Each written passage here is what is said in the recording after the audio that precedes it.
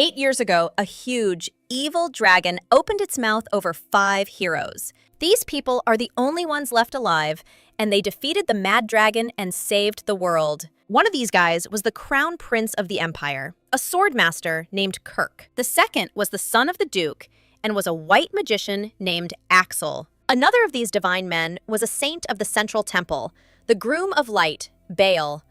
Also, the leading genius of the Imperial Academy, he was a spirit summoner named Servian. And finally, the boy in the huge black hat was truly the great despair mage Gracelyn. The little girl sat on the ground and thought about why only she was given such a dark title. The former great mage of despair, Gracelyn, and the current youngest daughter of Duke Elfenad, Leisha Elfenad. The girl only recently remembered her past life. In front of her was a bright purple screen on which a message from heaven had arrived. The trial period of reincarnation would soon end.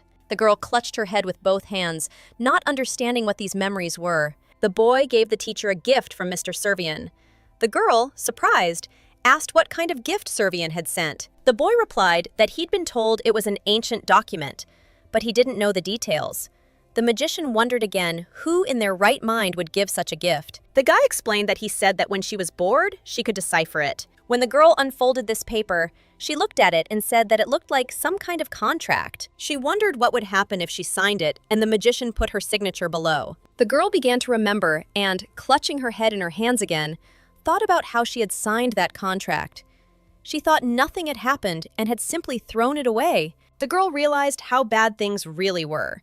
That meant the contract had been made in a past life, and they wouldn't even let her cancel it. What are these heavenly coins, and what are they anyway? This is definitely not some kind of illusion or hallucination.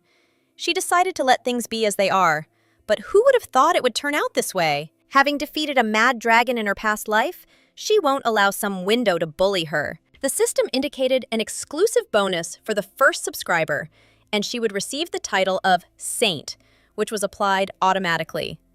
Leisha sadly said she wouldn't be purchasing either the Saint or the subscription. The system asked to pay attention that if the remaining subscription period becomes 0 days due to non-payment of the subscription fee, it will die immediately. She was simply shocked by the fact that if she didn't pay, she would die. Clutching her face again, she tried to understand what kind of reincarnation this was. Leisha realized she needed to understand the situation.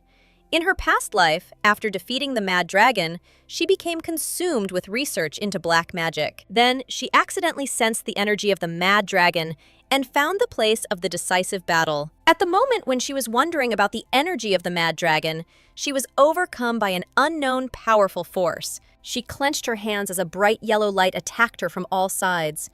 This was her last memory as Gracelyn. That is, the Gracelyn in her past life had died. Afterwards, she was reincarnated in Leisha's current body. The system congratulated the girl on her reincarnation and the purchase of a monthly subscription for just 10,000 heavenly coins. If she hadn't paid, someone would have died, and the girl would have thought life was cruel. This essentially means she only has 3 months left. What's the point of this reincarnation anyway, if that's how they treat her? The child was told to clean the entire house with a simple broom. She was so lazy, she decided to simply use magic. Duke Elfenad's grandson, Noah Elfenad, appeared on the doorstep. He exclaimed that she had been told to clean up and asked why she was loafing around. At least she knows how scary Madame Jesper can be. If she doesn't want to rewrite the etiquette book again, she'd better do it right. Leisha thought about this nephew who never got tired of tormenting her and why he hated her so much. He asked how she was a saint and if she had any abilities. He spoke confidently about this with a sly smile. Noah broke a vase in front of the girl and said that it couldn't be that a little thing like her was his aunt. He smiled slyly, looking into the girl's eyes, and said that since she had entered the Elfenad family, she would have to prove that she was worthy of it. Leisha pressed herself to the floor and looked closely at the boy, her face becoming sad. She began to sweep up the broken vase and thought that she herself did not want to be adopted into such a family. The Duchy of Elfenad is a noble family that has survived the entire history of the Empire and wields power second only to the Imperial family. But what shocks her more is the fact that this guy always called her out for being a black magician from the slums. This Elfenad is the family of that obnoxious white mage Axel, who was her comrade during the expedition. White mages use the mana stored in their bodies for their magic, while black mages gather mana scattered throughout nature. That's the only difference. So why were they arguing then? Axel called her a black magician, trying to get everything for free without any effort. She called him a stupid white mage who couldn't cast spells when he ran out of mana. But thanks to this, they became very close. She could even call him her friend. But now that she'd been adopted into the Elfenad Duchy, she was effectively his little sister. The girl began screaming that she didn't want this. She absolutely didn't want it. It's all because of a false prophecy given on Lesha's birthday. The boy holding the child said the little one was a saint because of one single prophecy. Eventually, the temple began searching for a family to sponsor the saint. The Duchy of Elfenad agreed to adopt her. However, when she failed to prove her powers as a saint, everyone soon turned their backs on her. In fact, she was treated almost like an abandoned vagabond, as if to ask how this orphan, without a drop of noble blood, dared to be adopted into such a noble ducal family. Moreover, Lesha has never yet demonstrated abilities unique to a saint. She is only indirectly the Duke's daughter, but no one in the duchy or the temple has any need of her. Even after regaining her memories of her past life, Lesha's timid nature remained, and tears flowed from her eyes on their own. The girl began wiping away her tears with her hands and trying to calm herself. When she asked herself to stop crying, she realized she was lisping. In any case, she can't just clean up a place like that. Perhaps she didn't kill the mad dragon properly. The faint, magical energy she felt before her death was definitely the power of the mad dragon. She needs to check everything properly. And given the restrictions, once will be enough. After all, if the remaining subscription period becomes 0 days, then it will die immediately. Meanwhile, the guy was sitting at the table, and in front of him was a piece of paper on which he was writing something. He suddenly looked up and remembered Gracelyn. His gaze was calm and very thoughtful at that moment. Noah told the woman he'd gone to take a quick look at what was going on, and she was acting up. Then, the woman asked if young Lady Lisha had really done it. The boy replied that yes, and she also said that they did not dare force the saint to clean up. This is what he told the Elfenad family's governess, Madame Jesper. He wanted the girl punished, or even expelled. The woman turned towards the door and told the boy that she would then go and take a look herself. Noah thought with a wry smile that this fake saint was probably not cleaning right now, but bawling her eyes out. If he was lucky, he might get her kicked out today. Jasper was already approaching the room where the girl was and opened the door, looking into the room. The boy was standing next to her and also looked closely into the room. The woman exclaimed in surprise that the room was very clean. Jasper asked young Master Noah if he'd mentioned young Lady Lisha making a mess in the pantry. The boy exclaimed that that simply couldn't be true. Lisha now smiled sarcastically and spoke about the power of magic, calling him a brat. Unlike the limited magic of white magicians, black magic is extremely practical. Moreover, since it uses external magical power, even a small child can handle it once they learn the principle. Lisha was very pleased with her actions and how she put this evil, harmful boy in his place. Jasper told young Master Noah that as punishment for lying, he would have to rewrite the etiquette book. The girl thought it was too early for him to try to fool the great sorceress. Suddenly, their gaze fell on the man who appeared on the threshold. He looked very serious and, crossing his arms over his chest, said he sensed magical energy. It was Duke Elfenad's second son, Axel Elfenad. Lisha was very surprised when she saw Axel in front of her, and beads of sweat began to run down her face. So many years have passed, and this stubborn face hasn't changed at all. The hero who defeated the Mad Dragon, the ruler of the Magic Tower, the exemplary white mage, and also a handsome man. Perhaps because this is their first meeting since reincarnation, he seems unfamiliar to her. For starters, she should pretend she doesn't know him, because she'd rather die than call him Mr. Axel. Jasper asked the gentleman if something was wrong. He replied that a magical force had just been detected nearby. It wasn't dangerous, but he came to check everything. He didn't mean to say someone had used magic. Axel replied that that was exactly what he was saying. The girl turned out to be a criminal who had escaped with the help of black magic. The woman explained that only young Lady Lesha had been in the pantry the whole time. Perhaps there had been some mistake. Axel asked if she was really alone. Jasper replied that she was serving detention for skipping etiquette class without permission. The young lady was asked if she had seen anything. The girl began to frantically think about what to do. She had to pretend she knew nothing at all. Axel muttered that this couldn't be true. He clearly sensed the energy of black magic here. Jasper apologized to Mr. Axel and said that she knew he was overtired and had hardly slept since that day. But 5 years have passed. His Grace the Duke says nothing, but he is very worried about him. Axel replied that he would not admit anything until he saw irrefutable evidence with his own eyes. Jasper exclaimed that even though they were expedition comrades, the fact that Lady Gracelyn was a murderer who killed her student and escaped was undeniable. Leisha looked at those around her in horror and screamed without expecting it. Axel and Jasper immediately glanced at her. The girl immediately apologized, exclaiming that she urgently needed to go to the bathroom and turned to leave. Jasper immediately followed up by asking young Lady Leisha not to miss any more classes. Axel looked at the girl carefully, deep in thought. Lesia ran out of the room, sighing heavily as she tried to catch her breath from running so fast. It was hard for her to run on such short legs. She breathed with difficulty, leaning against the tree trunk. The girl got really angry while reading, so she gave up, but maybe she missed something at the end. And now she finally found it, about a fallen hero and the Black Mage of Despair, Gracelyn. But the girl couldn't understand why she was the fallen hero in the book. It said that the Black Mage of Despair had killed her apprentice, Hazen, and gone into hiding. On the day she set out for the final battle with the Mad Dragon, her apprentice Hazen was killed by a powerful curse. Curses are the quintessence of black magic. At the time, she was the only one using this black magic. Her sudden disappearance seems to have been the main reason for everything that has just happened and what is written about in the book. It looks like she actually ran away. In her eyes, he was always a lazy student. But Hazen was quite a powerful mage. Leisha thought that if Hazen had been defeated, then the enemy must have been quite strong. But who, then, was the real culprit? While the girl was reading this book, Axel suddenly approached her and asked if she was looking at anything interesting. The boy, peering into the book, remarked that it was a very difficult book for a 6-year-old girl. Lisa looked at Axel with alarm, realizing she hadn't sensed his presence at all. But perhaps this is for the best, because it was a good chance to talk to him alone. But what should she tell him? Tell him she wasn't a killer? That when she opened her eyes, she found herself reborn as a 6-year-old girl? And even if she told the truth, would he believe her? After all, history had written her down as a murderer. How to fix that so that people would believe her, she still didn't fully understand. And what if he doesn't believe her? And if this is the Axel she knows? But this is all nonsense, and Hazen isn't dead, and perhaps he'll believe her after all.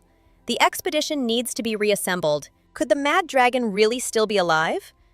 Axel lifted the girl above his head and looked deeply into her eyes. The book flew down, and the guy asked what the hay was in his brother's direction. The girl looked at him fearfully, worried about what would happen next.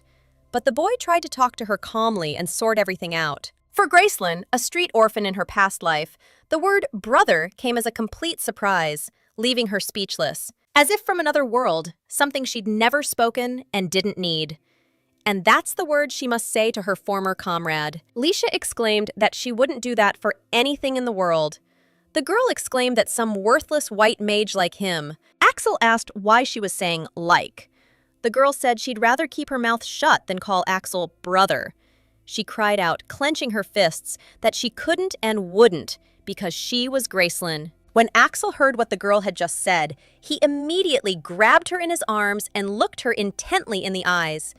He asked what she had just said and asked her to explain properly. Leisha thought that if he continued shaking her so hard, her head would start spinning. The boy thought, when the girl pretended that she probably lost consciousness, and asked her to come to her senses. A little boy sat on the floor in a white shirt, and around him were various cult symbols. This boy was very pathetic, and the girl could not understand who he was. She understood only one thing, that he was suffering greatly. Then the boy looked up at Lesia and asked her for help. When the girl opened her eyes, she realized with horror that it had all been a dream. She started looking around and couldn't figure out where she was. The room was bright and beautiful. Leisha turned her head towards Axel, who was sitting next to her crib on a chair and looking at her intently. Axel said he was a little scared when she suddenly fainted.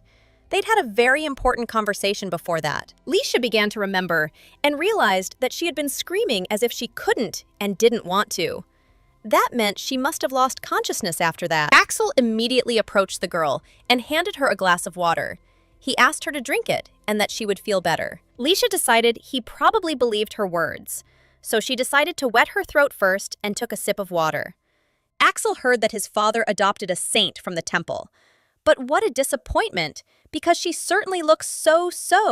Leisha, after drinking a glass of water, exclaimed with a smile that she now seemed to have come to life, and the boy said that he would now get to the main point. Axel looked at the girl carefully and seriously asked what proof she had that she really was Gracelyn. He continued to say that he was a magician and did not worship the gods. But if the voice of a god had told the truth about this important event, the story would have been slightly different. The girl listened attentively and exclaimed that she, too, didn't believe in gods. She explained that she hadn't heard any voices. Then he continued to inquire and asked if she had not heard the voice of God, since she was a saint. Leisha told the boy that she wasn't a saint. She was Gracelyn. Before she could finish, Axel slammed his fist on the table, knocking over a glass of water. The man said that this was not a name that she could pronounce as she pleased. His gaze was very stern and serious, so much so that goosebumps ran across the girl's skin and she, covered in beads of sweat, thought about it. Leisha asked what was wrong with her using her own name. The girl called him a stupid white mage. When she said this phrase, Axel's face changed and became even more serious and thoughtful. Leisha smiled and thought, continuing to look at Axel, that when she was Gracelyn, she always called him that. She also called him a charlatan, a priest, and a bandit. The girl pointed her finger at Axel and called him a spirit whisperer who sleeps in his socks. She also continued to scream and say that the prince snored terribly in his sleep. And the white mage definitely had athlete's foot. Axel was simply shocked when he heard the girl's word and exclaimed that it was nonsense. Leisha smiled sarcastically and, laughing a little, said that it wasn't nonsense. She'd seen him wear toe socks. Facts that only the expedition members could know.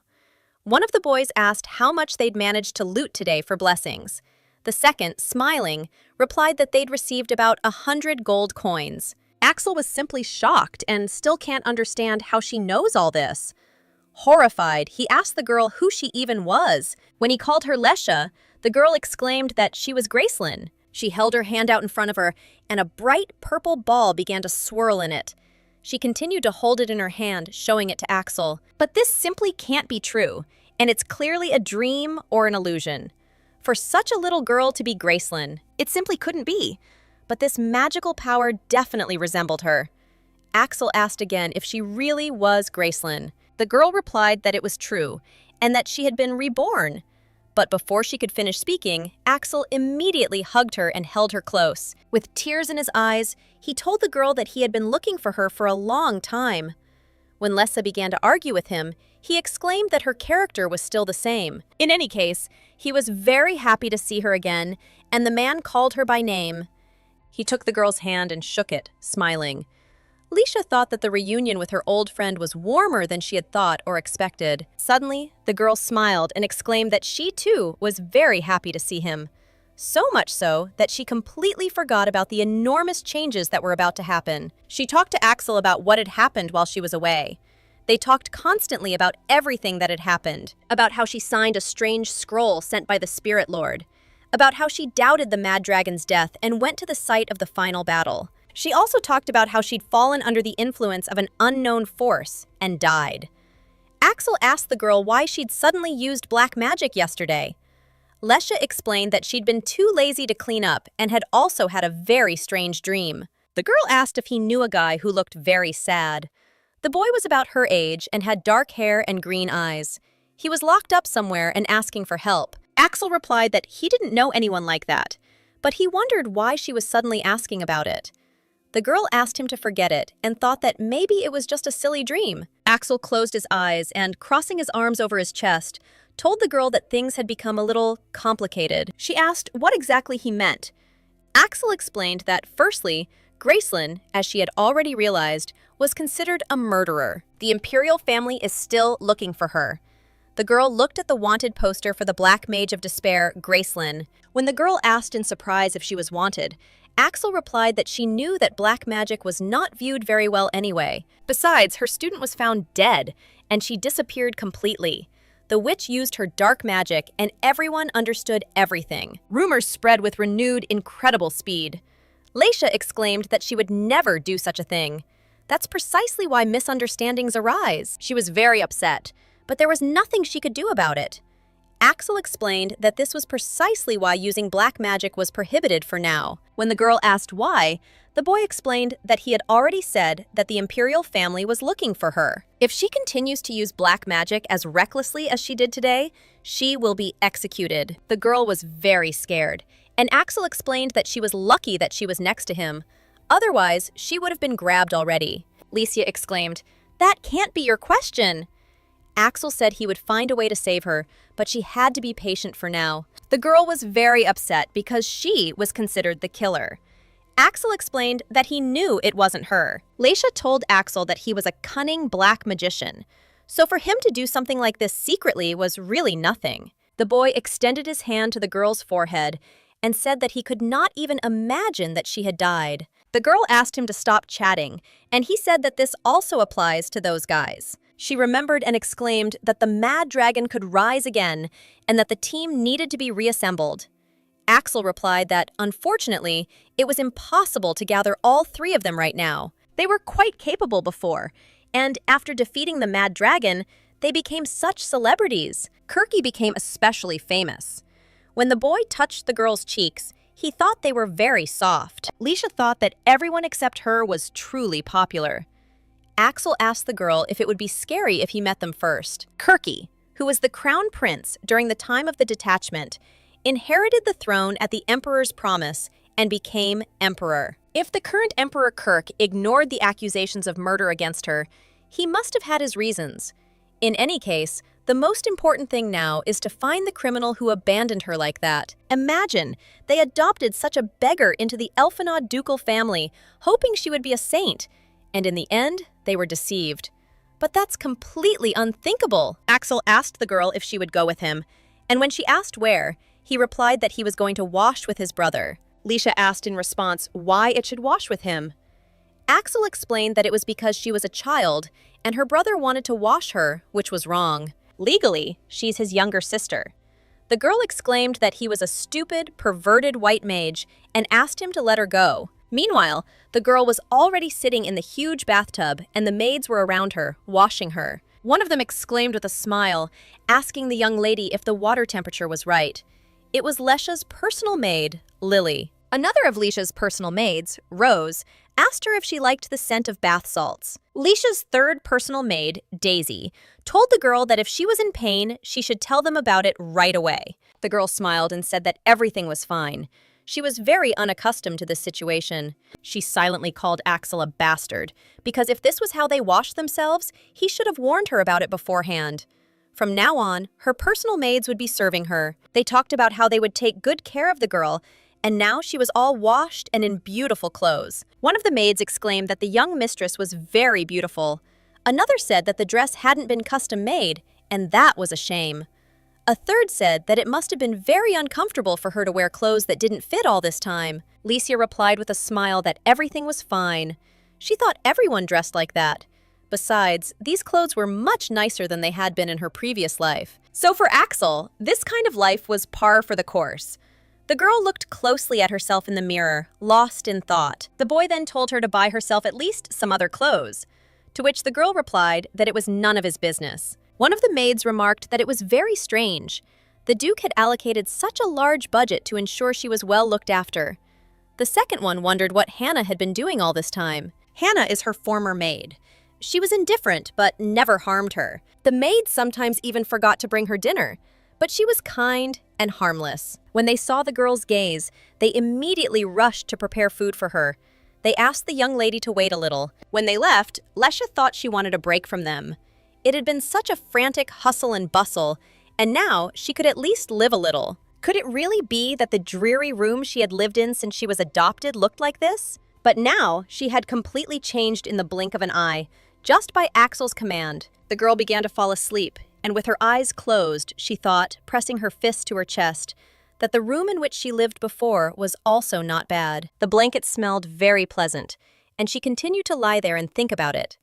Suddenly, the door swung open and a boy appeared on the threshold, asking what kind of trick she was playing here. Leisha thought about how she was just about to get some rest. Noah mentioned how the warehouse was a complete mess, how he'd had to rewrite the etiquette book 10 times because of her, and whether she knew how much his arm hurt. He approached the girl and asked her to quickly explain what she was doing. Lesya thought about how noisy it was here and wondered if something could be done about this child. Suddenly, the system announced a quest notification for the saint alone, for which she could receive coins. Noah wondered where she was looking and whether she couldn't hear him. The system indicated that I had 3 months left to live and needed to renew my subscription with Paradise Coins. Leisha realized that to continue living, she needed to pay in coins. The girl again began to peer intently at the monitor. She doesn't sense any magic, so how does it all work? The goal was to shed Noah Elvenade's tears. Well, that boy's tears are a very tempting goal. The boy approached the girl and asked if she was really going to pretend to be mute now, and that was really low. Lesya thought that if she could, she would teach him a lesson with black magic, but she immediately remembered Axel, who looked menacingly into her eyes and said that in this case, she would be executed. What a pity this was, the girl thought. Noah looked at her and asked what she had just said. The girl decided that if magic couldn't be used, then the only option was a physical attack, and she ran up to him to strike. Leisha thought about how she hadn't liked this from the start. A little boy stood next to a man who was stroking his head. A man appeared on the threshold and addressed his lordship, the Duke of Elfenad. One day she appeared unannounced and took everything from him. The man handed over the child and asked her to take care of Saint Leisha. That was the turning point in the boy's life. He hated this girl. At that moment, he was lying on the floor after she beat him up. Neo couldn't understand why he was lying on the floor. Had she really just hit him? And this brat who uses violence still calls herself a saint? He would never admit it in his life. The boy asked how dare she headbutt him. Neo began wiping tears from his eyes and told the girl that she would see more of him. He wouldn't let this go. The system informed the girl that her quest had been completed and congratulated her on receiving a reward of 50,000 Paradise Coins. She thought that if she continued to receive coins, she wouldn't have to worry about her life expectancy. Neo asked why she was laughing and if she was crazy. He promised to tell everyone about it, and if she even knew how scary his dad was. He had already said he wouldn't let it go. The system asked the girl if she wanted to receive the coins immediately, and then the reward would be paid. A gold coin appeared in the boy's hands, which surprised him greatly, and he asked where it had fallen from. Leisha was very happy because gold coins started to rain down on her. This was the very thing she'd only heard about, a monetary punishment, and it was simply magnificent. The boy was already in that pile of gold coins, begging to be saved. The girl came closer to him and asked if he was okay. She realized that he was most likely unconscious. She decided she needed to get it out first and started tugging at his hand. She herself hadn't expected the coins to rain down so suddenly. Meanwhile, Axel peeked into the girl's room and asked why she was in such disarray. Lesya thought he'd arrived just in time. He looked in surprise at the mountain of gold coins. Leisha explained that they were coins from heaven. They had started pouring out as soon as she completed the quest. Axel picked up one of them and saw a sacred seal. He said it was a divine design that humans could not counterfeit. It seemed this really was a currency created by God. Lesya asked the boy if this meant they could be trusted. How could they possibly handle such a quantity? Axel asked her not to worry about it. A piggy bank in the shape of a small, magical piggy bank appeared before the girl. The magical piggy bank can store a huge number of items. Leisha looked at the piggy bank in surprise, and the coins began to fly into the hole that was on its back. She was very happy because all these coins disappeared in the blink of an eye, and the girl hugged and pressed the piggy bank to herself. She immediately approached the pig and thanked him for it, calling him very sweet. But she was surprised when he suddenly disappeared. Axel explained to the girl that when she needed him, she could call him and he would come to her. In any case, the gold coins were engraved with a sacred seal, and so he would send a letter to Baal. Perhaps he knew something about the power of the saint, and Lesya replied that she was counting on him. Neo asked who she was and why she was pulling these tricks again. Axel shot the boy a very stern look. He asked him what Neo was doing in Lesya's room. The girl thought that, of course, he had come to torment her. Neo exclaimed with a smile that he had come to greet his aunt. Axel replied that if that was true, then let him do so. The boy no longer knew how to get out of it and froze in place when Axel said this phrase. But the boy continued to look him in the eyes and ask him to greet Lessa right now, looking at him with a grin. He asked her to do it very politely and courteously. Neo clenched his fists and thought about how difficult it would be to greet this brat. Leisha hid behind Axel's leg, peeking out from behind it. The boy bowed before her and asked permission to greet her. After all, he is just a child who cannot disobey adults. It was very difficult for the boy to do this, but he still bowed before the girl and made the right choice, especially when Axel looked at him very sternly. His gaze was unyielding. Neo walked up to the girl, and when he lowered his head down, he squeezed his, but did it. Leisha peeked out from behind Axel's leg and looked at the boy carefully, surprised. That was just before her, the composure of an adult. Lesha also approached the boy and bowed before him. Then she looked at him, at his surprised gaze. Axel glanced at the boy again and said that if he'd done it, he could go. Neo immediately obeyed, turned, and headed for the door. Axel and Lesia stood in the middle of the room, waiting with satisfied faces for this naughty boy to leave. Axel said that this boy has his own reasons for behaving this way, so he asks Lesia to understand him correctly. But if he bothers her again, let her tell him. Lessa exclaimed that Axel's strength wasn't bad.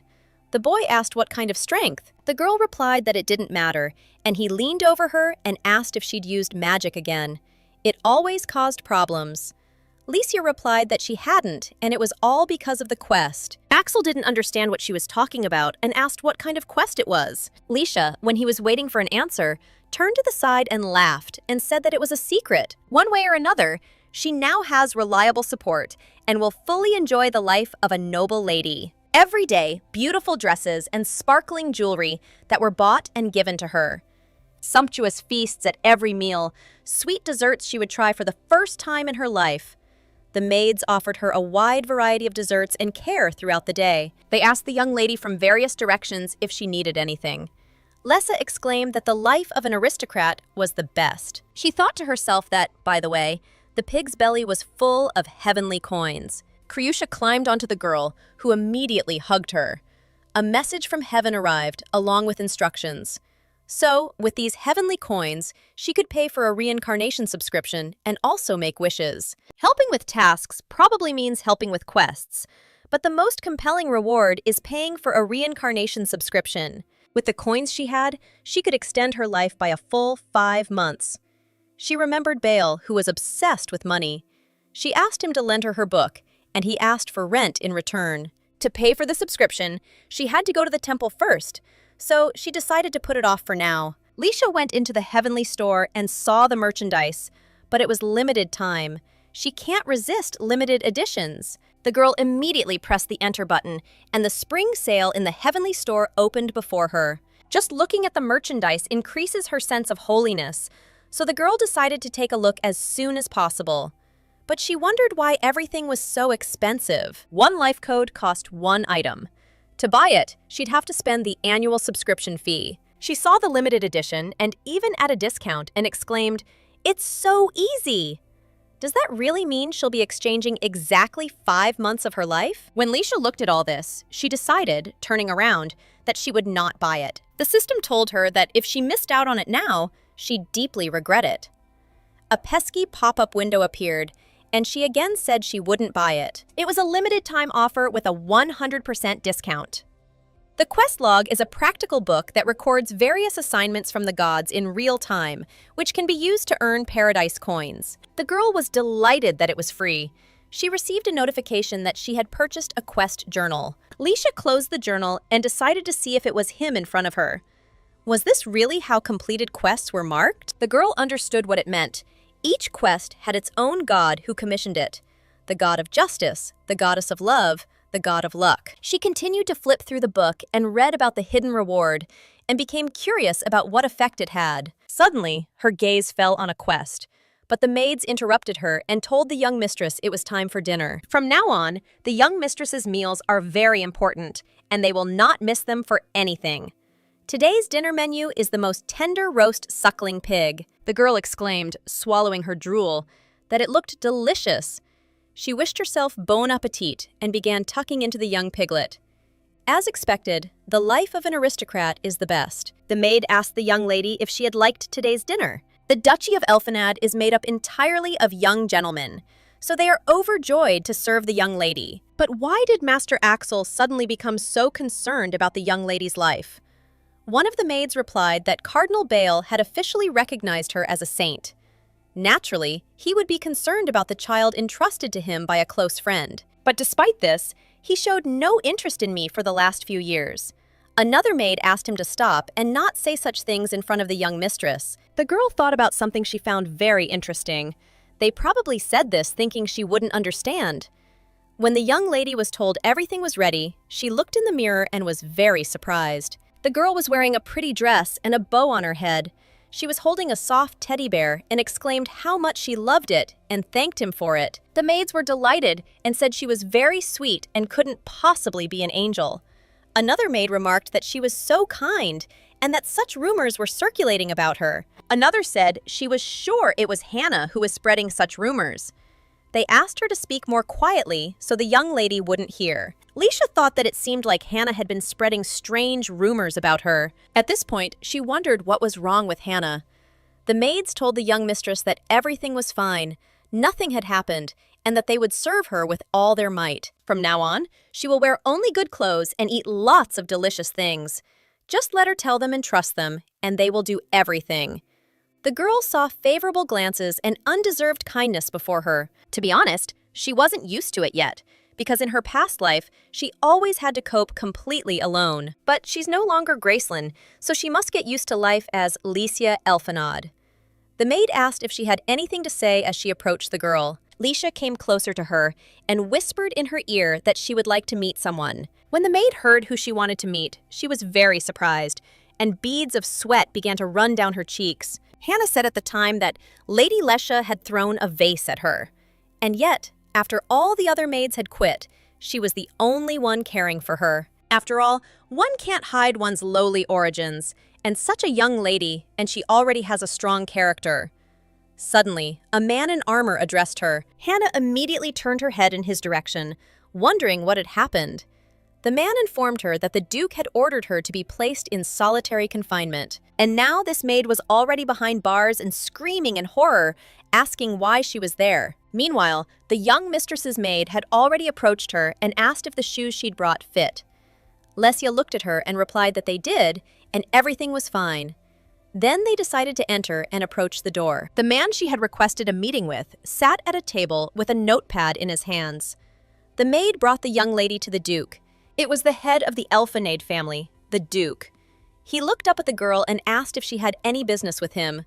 He was Duke Elfenade, a former swordmaster and a cold-blooded pedant. He's a boar, nicknamed the Demon Duke. For the first time in her life, she saw such incredible beauty and realized where Axel got his beautiful face from. The Duke glanced at the girl and asked what she wanted to say.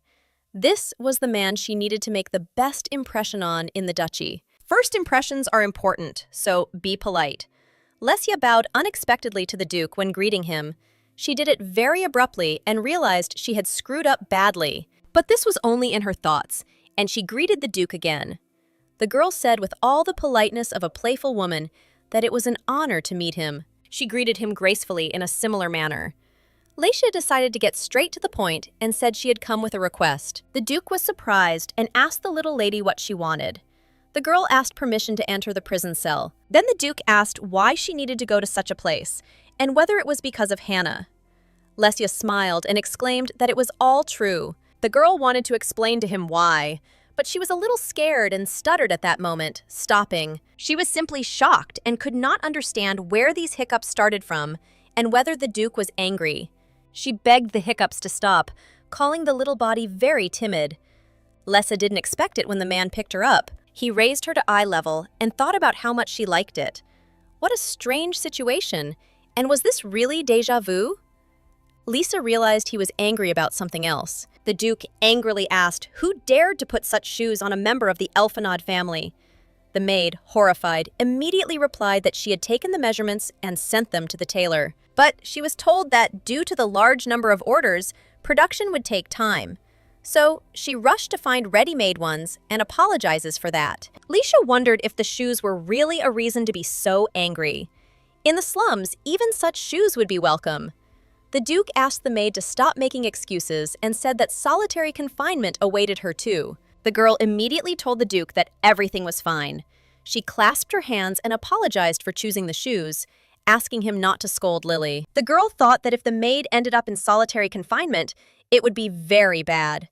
The Duke said that everything was fine and he forgave her. But this insolent girl should have been sent not to solitary confinement, but straight to hell. The girl screamed, terrified that the death penalty awaited her, and shouted that Hannah couldn't be sent to hell. She had to meet her at all costs. The Duke asked what she planned to do once she met Hannah. Leisha knew this would happen and had prepared her answer in advance. She was her servant, so as her mistress, she would punish her. The girl exclaimed that she needed to earn 30,000 coins. The Duke could not understand what she meant and asked if she did not have enough money. Leisha realized she hadn't meant it. She began to worry deeply and couldn't figure out how to fix everything, as it was getting worse and worse. The Duke gave orders to allow her to do whatever she wanted and said that he would be there to see to the punishment of the maid. For some reason, the Duke asked the maids to trust Leisha. This was also a surprise for her. The Duke said, turning to the man who appeared on the threshold, that he did not know that he had a hobby of eavesdropping on conversations. The boy replied that the door was ajar, and since he'd heard it, he decided to intervene as her older brother. The Duke allowed him in, and the girl thought Axel had arrived just in time. He told the Duke that he would escort the girl to the punishment cell, asking her to wait in the room. Leisha immediately thanked him for his help. Axel told Lesia that there was no rush and that she needed to gradually practice saying the words dad and brother. Leisha thought that for her, a person who had no family in her past life, these were very unusual words. Axel asked the girl why she wanted to meet that crazy maid. He helped because he thought she had some kind of plan. Lesia, clenching her fists again, explained to the Duke that she needed to earn coins. The man asked why she needed those coins. The girl explained to the Duke that without them, she would simply die.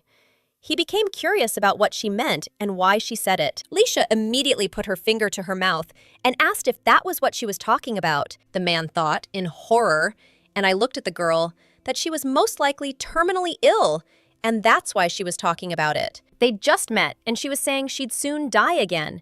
The girl exclaimed, "That's true, but there's a way out if she collects the coins." The boy wondered why she would die and why Gracelyn again. If she died again, he would no longer be able to find her, and if she disappeared like that, he would neither be able to find nor see her. Due to his unstable mental state, his magic is getting out of control, and she began to worry about Axel. Lesia exclaimed, looking at the boy, that she wouldn't die, trying to calm him down. After he asked, she quickly explained everything to him. Axel asked in response whether collecting and using these heavenly coins could actually prolong life. The restoration was complete, including the mental one. Leisha explained to the boy that she therefore needed to go and complete quests with Hannah. The coins needed to be donated to the temple. Axel said that it would take forever for her to receive the donation. He grabbed her and lifted her up. The boy exclaimed, trying to get the girl to the punishment cell as quickly as possible, that she could have said about this earlier. Hannah was already kneeling before Axel and telling the young master that she was guilty and had committed a mortal sin. The news of her father's deteriorating health seemed to momentarily disabuse her. Leisha seemed to momentarily disabuse herself. Axel said it meant she was stealing Leisha's entire budget for her father's medications. If this was true, he felt very sorry for her. Hannah exclaimed that everything was true and her situation was very grave. She again asked for mercy. However, there was one fact she had overlooked. Axel approached the maid and asked if she thought he would have sent her to solitary confinement without checking everything. What nonsense about a sick father who died several years ago. Until the very end, she thinks the Elfenad family are idiots. It's a pathetic excuse just to get out of the situation. Hannah knelt again, this time before her mistress. She exclaimed that she had been wrong and again asked for forgiveness. Leza thought she had changed her mind very quickly. Hannah knelt before her and told her that she was a saint, continuing to call her young lady.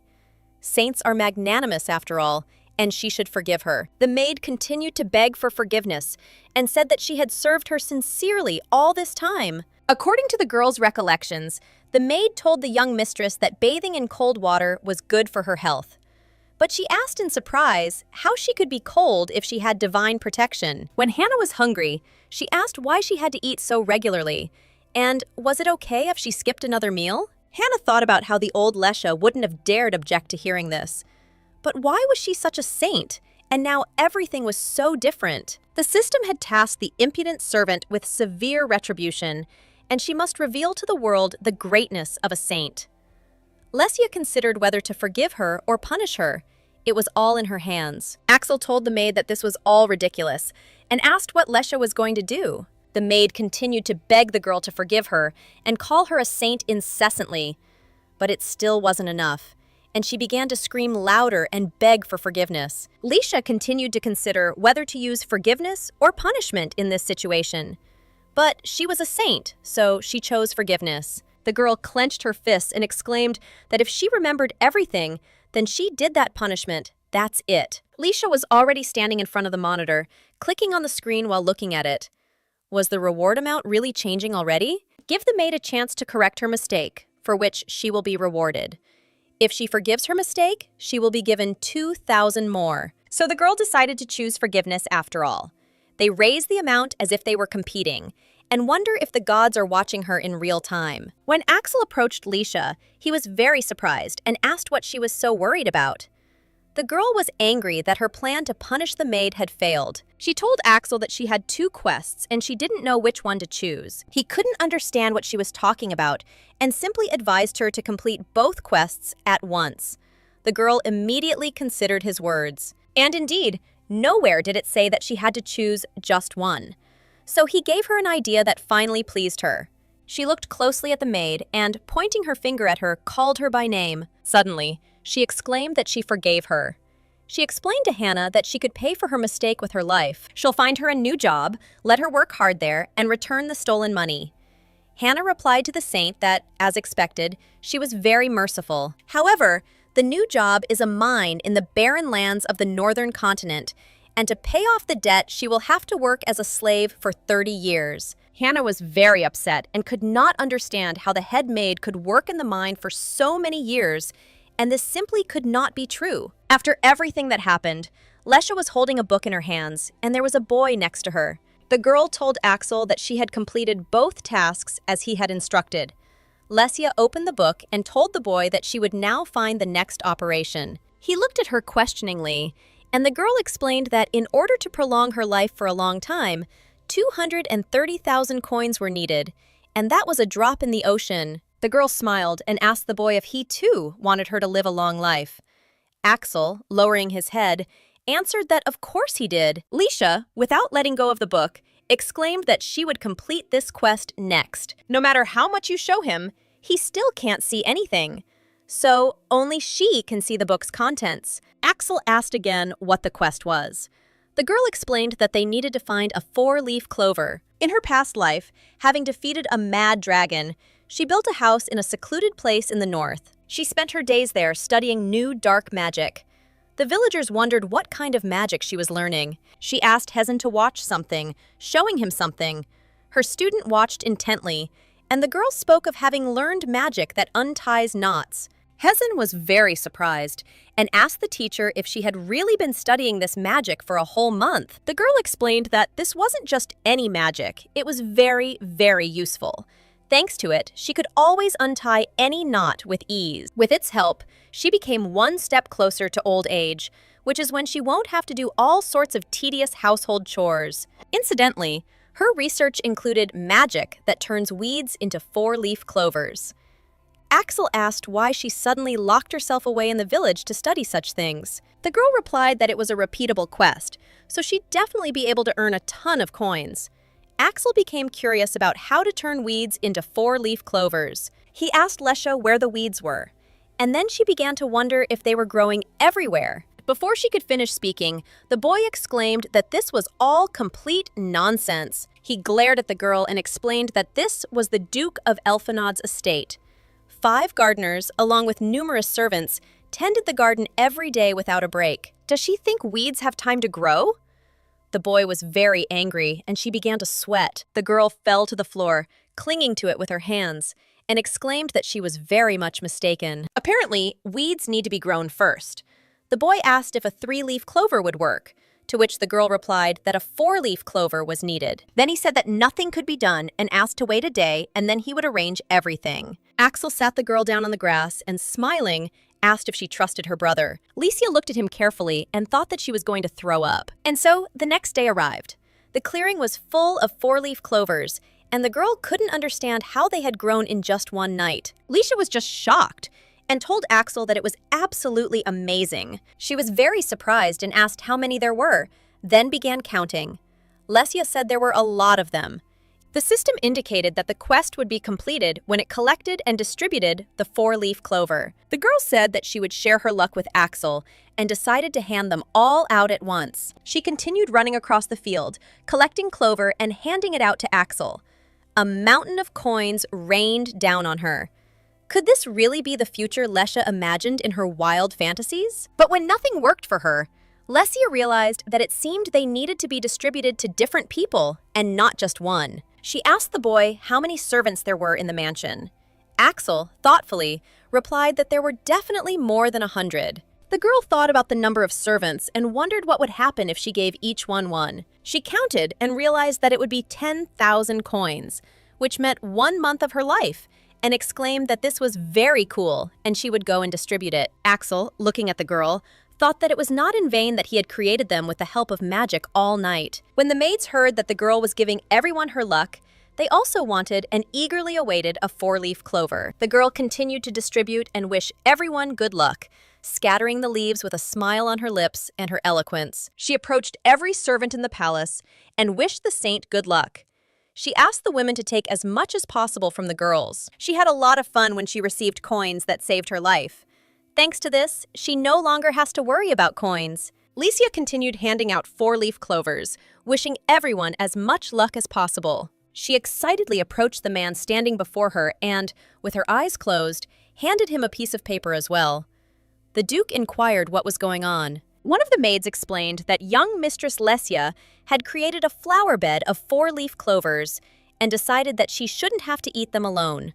So she was distributing 4-leaf clovers to everyone in the mansion. The man asked the girl how she had created the flower bed. One of the maids explained to the Duke that, as far as she knew, Master Axel had helped her. The Duke was very surprised and said with a thoughtful look that she had become closer to him. Licia wondered if he was angry because she'd grown the flower bed without permission, or perhaps because she'd caused a ruckus handing out the clover. The girl decided that whether she died now or later didn't matter at all, but she had to complete this quest. Then she took a 4-leaf clover from her basket and handed it to the Duke for good luck. She said with a smile that she would give him the biggest one. She thought to herself that she would first get rid of the rest and then get a scolding. First he'll give it to her, and then he'll beg for forgiveness. The Duke asked if she wanted to give it to him. The girl thought she should have apologized first, and she almost fell into the Duke's disfavor. She had also accumulated quite a few sacred coins. When the girl was already tired of these distributions of 4-leaf clovers, she decided that it was time to slowly go to the temple. The guy who was in the room next to the Duke noticed that he also received a 4-leaf clover from the saint. The man explained that he had also received a pair and, laughing, asked if he thought this clover really brought good luck. Suddenly, the angrily Duke asked the man to give him the clover, and he was very surprised. He asked who had given him permission to accept gifts from his daughter. The man thought that, whatever one might say, he was very sensitive to matters concerning children. He would need to collect the ones the servants had received too. The Duke asked the old man if he was referring to the letter arriving from the central temple.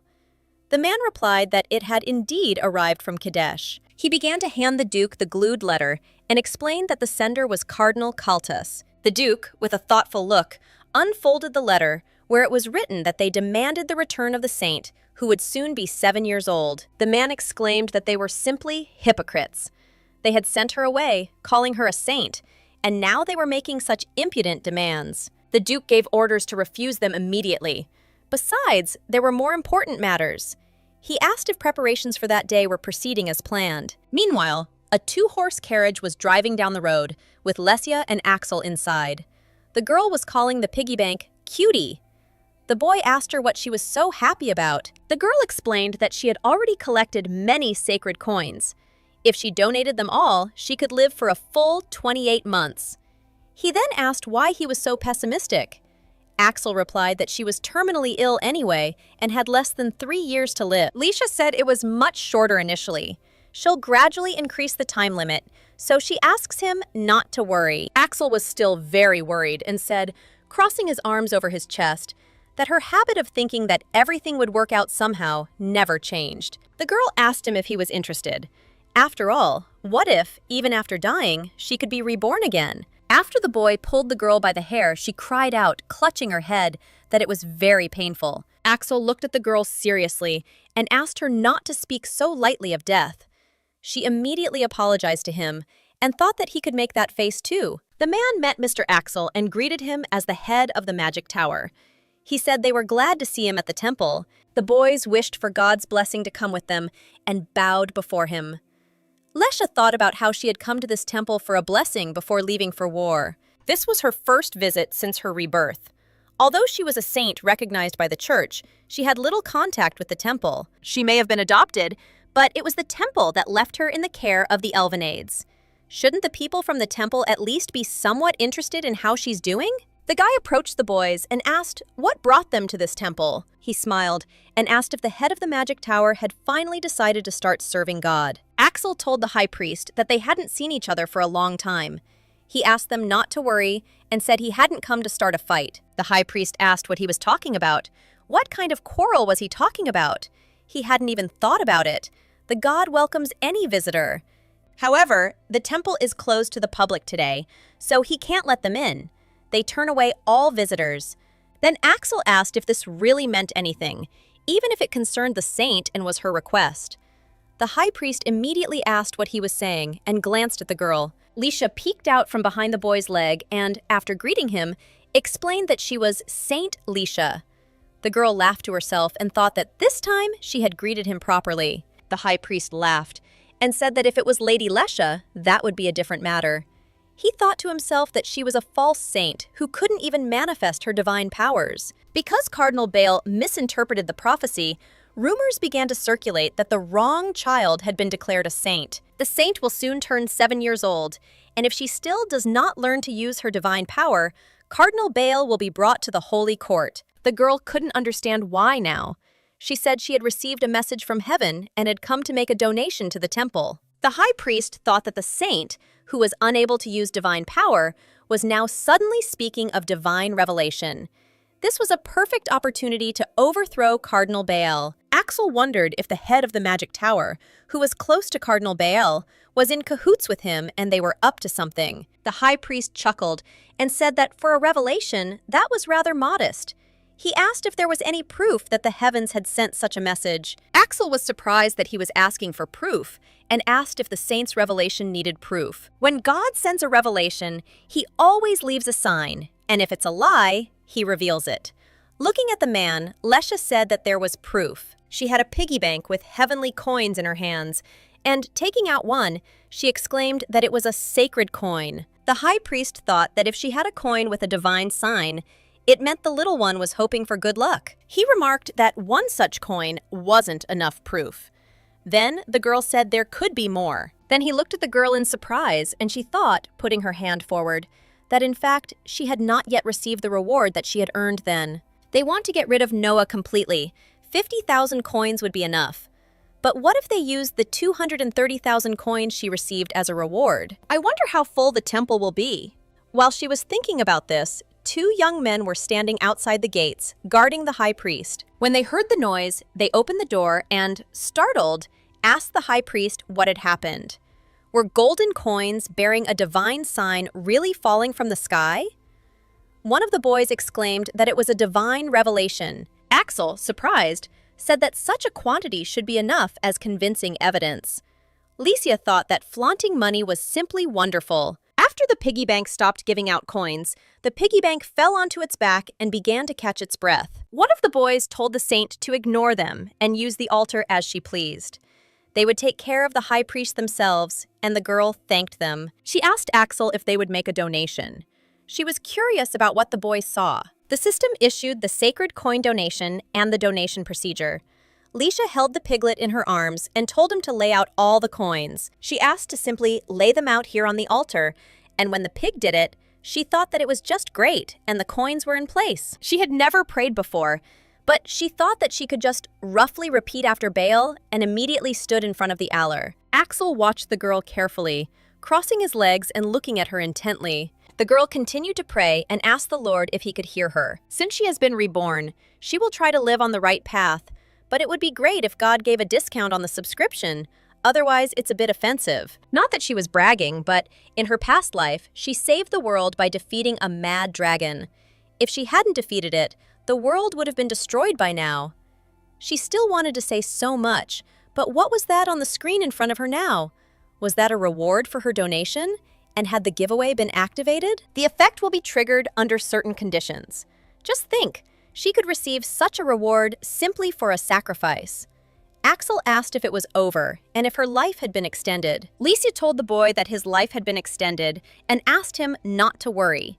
Axel said that in that case they could go back, but the girl asked him to wait a little. She had some kind of intuitive premonition, and her intuition suddenly glowed a bright lilac color. An intuitive premonition led her, rather, in the direction where a road strewn with flowers awaited her. The girl asked the boy to go ahead. He didn't have time to ask her to wait before she started running away from him. Lesha ran very quickly in the direction of her premonition. Could this really be intuition?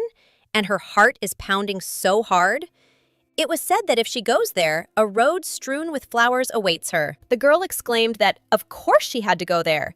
She immediately approached the door, began to open it, and declared that this was definitely it. But when she opened the door, she was simply shocked to see in front of her a lot of people in hoods and a little boy on the floor. She couldn't understand what was going on here. The boy was lying on the floor in some kind of occult circle with various symbols. She remembered the dream in which she had seen this boy, and raising his head, he tearfully asked for help. This was the same child she'd seen in her dream, and he looked so unhappy. She couldn't figure out what was going on here. The man in charge turned to the little girl. He explained that she couldn't enter without permission. Axel appeared next to Lesha, opening the door and asking with horror what had happened to her. When he opened the door and found himself on the threshold, he saw in front of him a man and guys in black robes and hoods. The boy recognized the man as Duke Kroiche. The Duke also recognized Axel. The Duchy of Elfenad and the Duchy of Kroiche are the two pillars that support the empire. If the Alphenate is the brain of the empire, then Kroiche is the sword of the empire. It is said that the post of swordmaster passed to Duke Kroiche because Duke Elphenate was unable to fill it. Licia was deep in thought and had a bad feeling as she looked at this Duke. Kroiche asked Sir Axel what he was doing there. Axel also told his lordship that they hadn't seen each other for a long time. Duke Kroiche asked if he should be busy with business in the tower. Looking at the boy, he asked again what brought them to the temple. Axel explained that his younger sister wanted to explore the temple, so they went for a walk. Dukes looked closely at the girl and declared that this was the very same adopted daughter. He thought to himself that entry to the temple should have been forbidden. Axel explained to the man that this was the same Lady Elfenad, the Duke's adopted daughter. The man said that she was still very young and therefore had made a mistake. He shouldn't misunderstand him, he explained, gesturing to the boy sitting on the floor, that he was performing a ritual blessing for his sick son. Axel thought that it didn't look like a blessing at all. He asked about his son, since the Duke didn't have one. The Duke explained that he had recently secretly adopted a child and called him his illegitimate son. In front of them stood a weak boy, about the same age as Lesia. Moreover, it seemed an unusual ritual was being performed in this chapel. The Duke asked if they could leave now, as he needed to complete the ritual for the sake of his son. But Lesha's intuition told her that she must stop this ritual. The Duke leaned over the girl and said he was glad to meet Saint Lesha. Since they had already met, he asked if she could also grant him the saint's blessing. Axel noticed that he'd just deliberately blocked his path. Beads of sweat began to trickle down his face as he continued to watch the proceedings. Everyone already knows the girl can't use divine power. The Duke has no way of knowing this, and it seems he simply wants to get rid of her. Licia, clenching her fists, decided to see what he would say to that. The Duke suddenly addressed her as, "Highness, The girl exclaimed with a smile that she was also glad to see him and exclaimed that Leisha would give him a blessing. When she said this, she approached him and hit him on the head with all her might. The Duke was very surprised and did not understand what she had just done. The girl exclaimed again, approaching the man, that this was the saint's blessing. She continued to beat the Duke and ask for his blessing. She was beating all the bad energy out of him. Lesia smiled and said that the saint's blessing had been successfully received. The man was very surprised and his face was red, and there were large red bumps sticking out of his head. Axel stood to the side, grinning at what he saw. The Duke's men were also simply shocked and unable to do anything. The girl came closer to him and asked, looking sweetly into his eyes, if the Duke was angry with her. The man started touching his head and, smiling, said that he wasn't anymore. He started laughing and said that he definitely wasn't angry. Lesia said that if this was true, then she asked for another blessing and hit him on the head with all her might again. Then, the girl approached the boy who was lying on the floor and began to lift him by the hand, trying to help him get up. The boy was very weak, and looking at the girl, he asked who she was. Lesia smiled and explained to the boy that he was the one who kept calling her for help. That's why she was going to help him now. But the Duke was already behind the girl, saying that Eugene was a very sickly child, and grabbed the girl by the shoulder. Kreutzer told Lesia that he had to undergo a blessing ritual, and he asked the saint not to disturb him by pushing the girl away. Axel also approached the Duke and, grabbing him by the hair, said that his treatment of the saint, calling him Highness, was rather rude. He replied, I've already put up with so much because she's a young saint. If he continues to interfere with the ritual over his sick son, he won't just stand there idly either. Meanwhile, the boy covered his ears with his hands in fear and terror. Looking at the boy, Lesia couldn't understand what kind of ritual this was, since he was suffering so much. The Duke told Eugene that the saint was worried about him and asked him to tell her himself. He asked her to perform a blessing ritual for him. Then the boy listened to the Duke and in fear asked the girl to perform the blessing ritual. The Duke, with a terrible and sarcastic expression on his face, said to Axel and Lesia that since they had heard everything, they should leave. Meanwhile, the boy was thinking that this was all very, very amazing. And isn't it strange that the boy suffered so much, yet he claims everything is fine? The girl asked Axel if there was a way to separate him from the Duke. The boy replied that he was still Duke Kreutz's son, albeit an illegitimate one. If they acted carelessly, it could lead to a war between their families. Lesia exclaimed that this was unacceptable and that they needed to find another way. Axel immediately began to think of a way to do this. He needed to use a force greater than his family's. The girl couldn't understand what he was talking about. What power could be greater than family? The ivory tower, located in the possession of Duke Elfenad, rose up, delighting with its strength and fear. The ivory tower was created to interpret divine prophecies. It is an independent educational institution where geniuses from across the empire gather, regardless of their status. The first emperor decreed that select talents could not refuse an invitation to the ivory tower to interpret prophecies. Moreover, the criteria for selecting talent are so high that not only aristocrats, but also members of the royal family began to consider an invitation to the ivory tower an honor. Since then, the Elfenad family, generation after generation of dukes who had produced scholars from the ivory tower, has achieved even greater fame and honor as a family that supports and protects the tower. An invitation from the ivory tower is more than an imperial decree. If Eugene were invited to the ivory tower, then even Duke Kreutz wouldn't be able to refuse. This is what Axel told the girl as his plan. Lesia was overjoyed, clenching her fists and exclaiming that he was very smart. But he added that once she got in, she'd have to work tirelessly on research until graduation. Lesia suggested kidnapping the boy after all. Axel explained that the Elfenad family had graduated the most students to enter the ivory tower in its entire history. Her father is also the chairman of the ivory tower's admissions committee, so there won't be any problems with the invitation. And it's time for her to start preparing too. Lesia asked Axel what exactly. The boy explained to the girl, looking seriously into her eyes, that she too should go to the ivory tower. And now there was a whole stack of huge, thick books in front of the girl.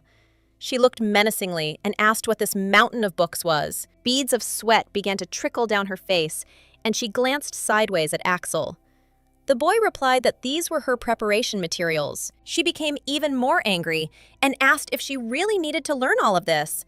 Axel replied that there was more to it. He would review it separately. Licia, with a sad expression, asked the boy if she really needed to apply. Maybe she should use dark magic. Axel explained to the girl again that he had already told her she was a saint. Soon, the temple would require her return to test her abilities. But she lacks divine powers, and she also uses forbidden dark magic. Therefore, she needs to enter the ivory tower all the more. It's the only independent place recognized by the Imperial Palace. That way, they'd have a pretext to turn down the temple. Licia offered to place her on a recommendation, just like Eugene. Axel explained that he too would have to pass an exam there and wondered if the former dark sorceress was scared. The girl smiled and replied that, come what may, she would do it. The boy remarked that it was a rather wise decision. Licia thought about the books in front of her, which dealt with dark magic, and how she understood it. But that wasn't what was most important. This formula was. She had a problem in front of her, and she needed to know what formula would solve this problem. The girl exclaimed that this was the correct answer, and that this problem should be solved according to the Aberidzon Terrace formula. Axel told Lessa that the future was uncertain, even very uncertain. She was even confused by the mathematical formula he had just explained. The girl replied that she was interested in nothing but dark magic. Why is everything so complicated? She thought with the memories of her past life, it would be easy. Well, she definitely won't do that. Axel smiled and said it was too early to give up, since with her, he was an ivory tower graduate, and the best one at that. Lesya made me wonder if he was really studying, not just having fun. Axel said his brother would explain everything to her in order and asked them to try again.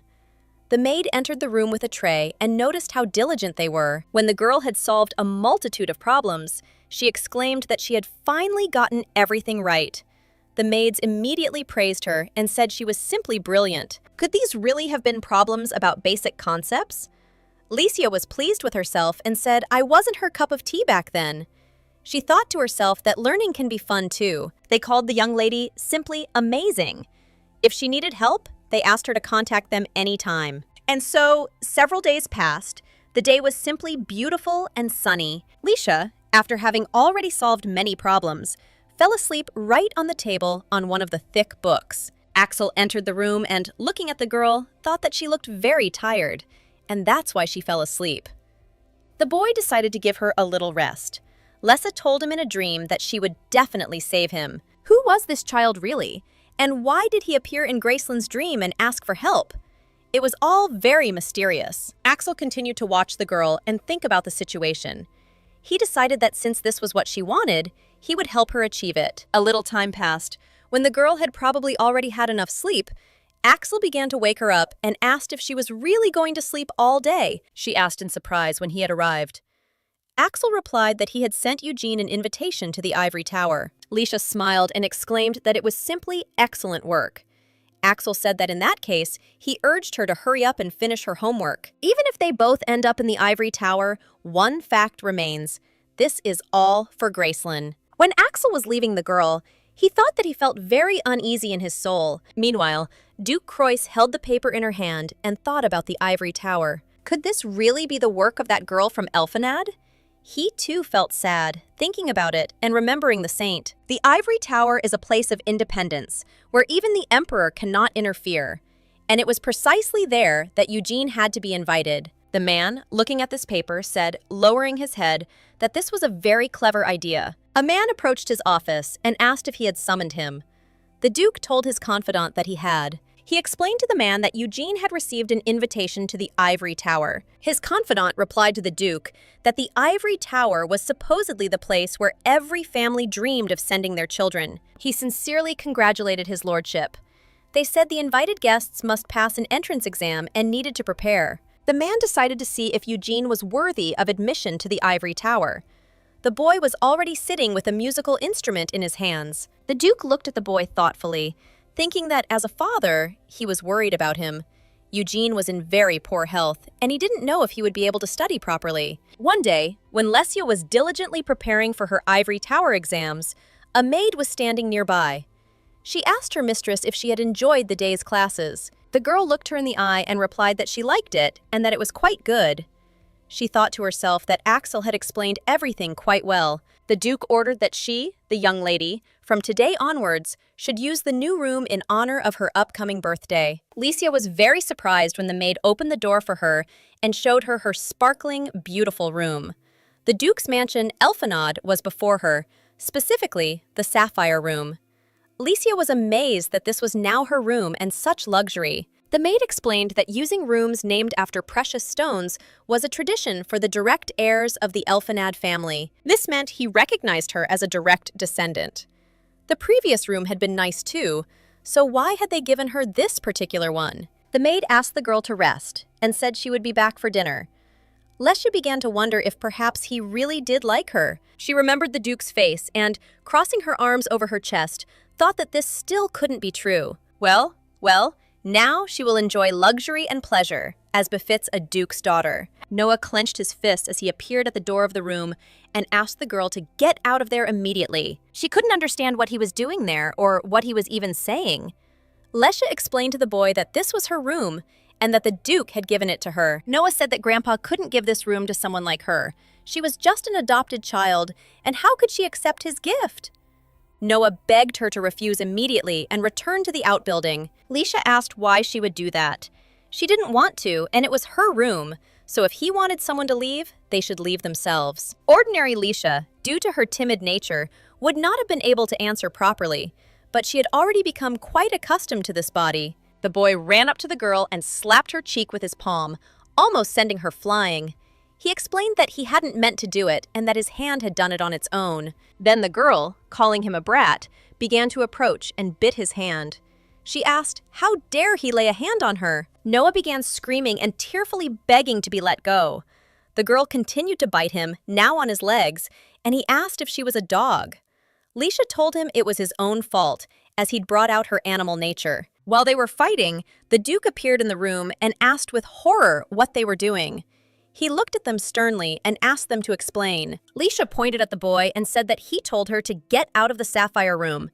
He said she had no rights because she was adopted. The Duke turned to Noah and asked if he really said that. The boy immediately let out a heavy sigh, lowered his head and replied that yes. But his aunt isn't even a direct descendant of the Elfenad family. They don't even share any blood. And she just suddenly appeared and got the Sapphire Room. He's Grandpa's real grandson, and everyone talks about nothing but Lesya. They don't even pay any attention to him, and the boy exclaimed with tears in his eyes that he hates them all. The girl blushed slightly and wondered if there was anything she could do about this situation. She realized he was briefly jealous. He's jealous because she's taken all the attention that used to go to him. That's why he's acting this way now and shedding tears. Licia came closer to him and thought that she thought he was evil because he did nothing but torment her. But he was just a child. The man turned to the boy again, calling him by name, and he immediately raised his head in his direction, a little frightened. He walked up to him and, grabbing him by the face, began to explain that it doesn't matter whether there is someone or not. He is him. As the future heir of the family, he must have one quality: to be himself and not to be influenced by the words and actions of others. After the Duke said this, the boy immediately apologized to him. The man explained that their quarrel was so intense due to his indifference. Due to the suppression of monsters in the border region, he had no time for children at all. He apologized to them for this wayward adult. The Duke approached these children and hugged them, pressing himself against them with affection, treating the boys with affection. Noah, suddenly wiping away tears, said he was very sorry too and asked his aunt for forgiveness. He promised not to do it again. Licia was surprised and, looking at the boy, realized that he seemed to be repentant. Besides, the Duke, who she thought was ignoring her, seemed to be simply very busy. The man was holding her other hand with one hand, and it was covered in scars. She even felt a little ashamed and said she was sorry too, and that she'd misunderstood Noah and the Duke, so she was asking them to live peacefully. Lesya smiled at Noah and said that family shouldn't quarrel. When the girl said this, both the Duke and the boy looked at her in surprise. Meanwhile, Axel stood behind the wall and thought with a smile that it seemed his intervention was not needed in this situation. Gracelyn is too soft-hearted anyway.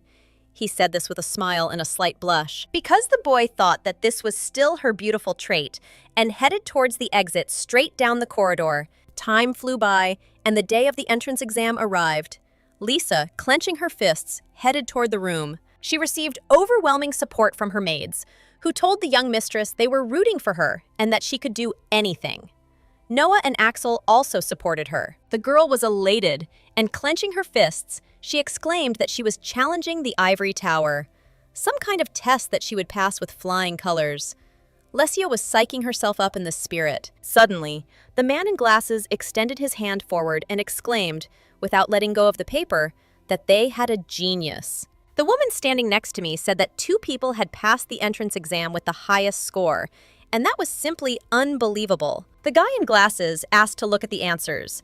He held up Lesia's exam paper and exclaimed that both had written perfect answers and that one of them didn't even have any solutions. This meant he'd solved everything in his head. The bespectacled teacher continued to be amazed and said that they should immediately enroll these talents as soon as possible. The woman clasped her hands and said that they had 2 outstanding students, and as a teacher, her heart was aching. They wondered what kind of students they were. And then came the day when they were congratulated on their entry, and the maid stood beside the young mistress. Her diligent studies until late at night had paid off, and she received a perfect score. It was simply amazing. Lesia immediately thanked the maids for their emotions and praise. She thought to herself that she had a legendary intuition that had never failed her, and that it was very strong. On the day of the entrance exam, the students were all sitting in their seats, and the teacher announced that they were starting the exam. The girl thought that the exam had finally begun and remembered with a smile the results of all her studies. She was sweating a little, thinking over the problems and occasionally talking out loud. Axel kept saying the exam wasn't difficult and that it would be easy. Why was everything written in an ancient language, and she couldn't understand a thing? Lesia, determined not to embarrass the family by getting 0 points, tried to concentrate. She forced herself to read the question 1 letter at a time and decided the answer was hidden in the question itself. This intuitive feeling and her intuition shone again. She couldn't understand that she had suddenly sensed the answers to all her questions. Was it possible to use her intuition skill this way? Lesia thought she wouldn't be able to decide anyway, so she'd just have to guess. Lesia, having literally guessed correctly, received a perfect score. Let's return to the present, when the girl was rejoicing at her success and receiving congratulations. Axel, watching her, thought she would barely pass, but a perfect score was truly unexpected, and the plan in case of failure could already be cancelled. Moreover, the fact that Eugene himself acted on his own was also quite unexpected. The maids circled around with the girl, talking about how 2 of them had gotten top marks. Lesia told them it was Eugene with the second talent. One of the maids mentioned that her friend had also received a top score, and that this was truly news. They were very curious about what kind of person he was. Lisa suddenly asked the maids if she could invite Eugene over for a tasty meal. They thought it was a great idea. Then, the maids decided to prepare an invitation for the Croix family. And so, it was the evening before the entrance exam.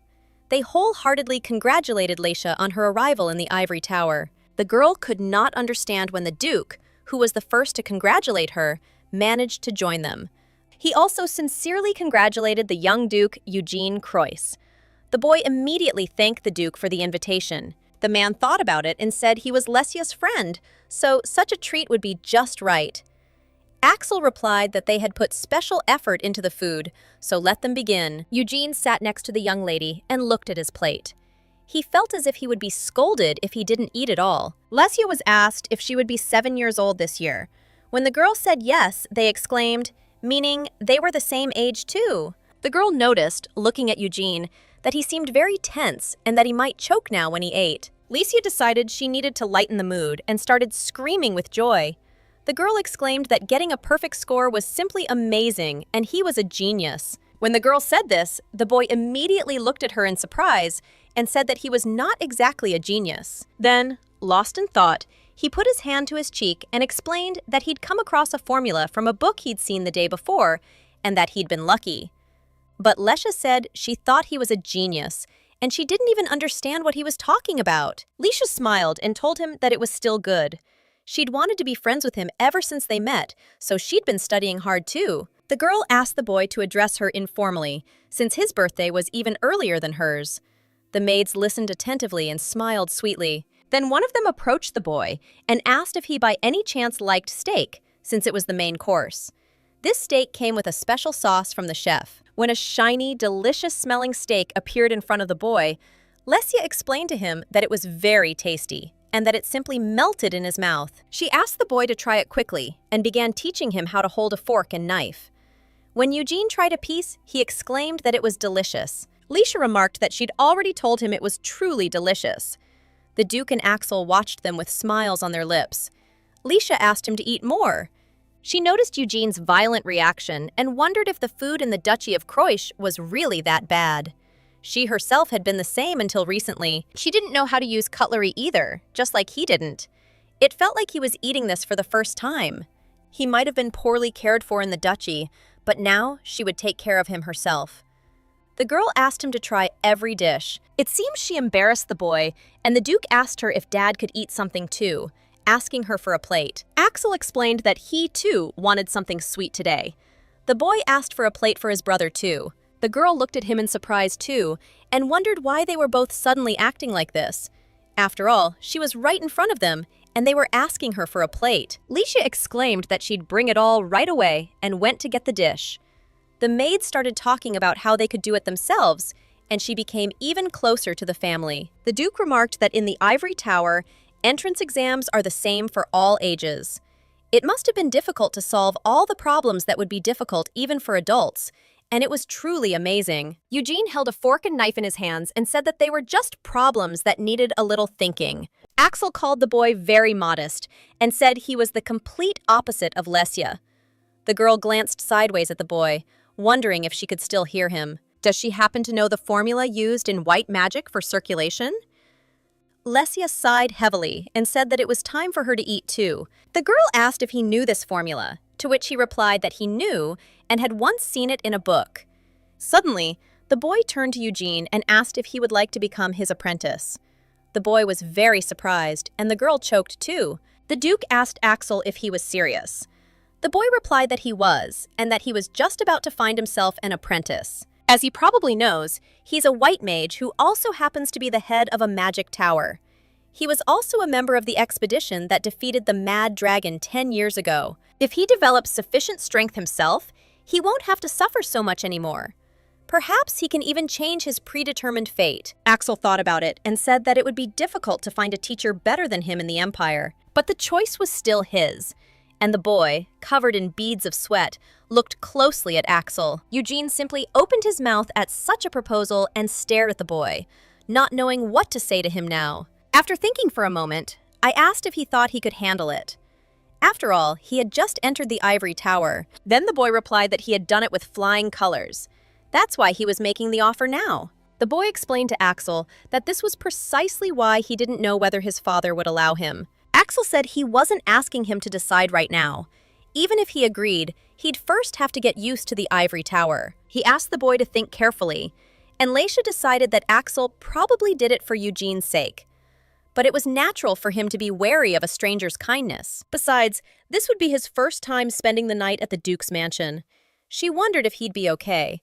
Eugene, for his part, was very thoughtful, and lying in bed, he wondered why he had made such a proposal, why no one had stopped him. If they saw what he saw, they wouldn't want to keep him around. But what if he becomes his disciple, and maybe something will change after all? He recalled his past, the pain he had experienced. It was as if someone had told him it was impossible, and whether he thought the Elfenad family would protect him, there was no point in getting his hopes up. He knows how they'll react when they find out what a dirty child he is. Then his life will definitely end. It was as if there were some voices in his head, and he grabbed his ears and exclaimed that he was very stupid to apologize. He imagined himself to be much cleaner, but his filth wouldn't wash away, no matter how many rituals he performed. After all, he won't think about all this nonsense and will live quietly as always. Leisha asked Eugene what he was saying. The girl was standing next to a boy who was covering his ears with his hands. She asked him if he was having a nightmare. The boy asked the girl why she was there, and she smiled happily and waved her hands. After all, Tomorrow was the first day of school, and she couldn't sleep because of it. She couldn't say it just suddenly dawned on her. She told Eugene that she thought maybe he was also feeling uneasy, so she came.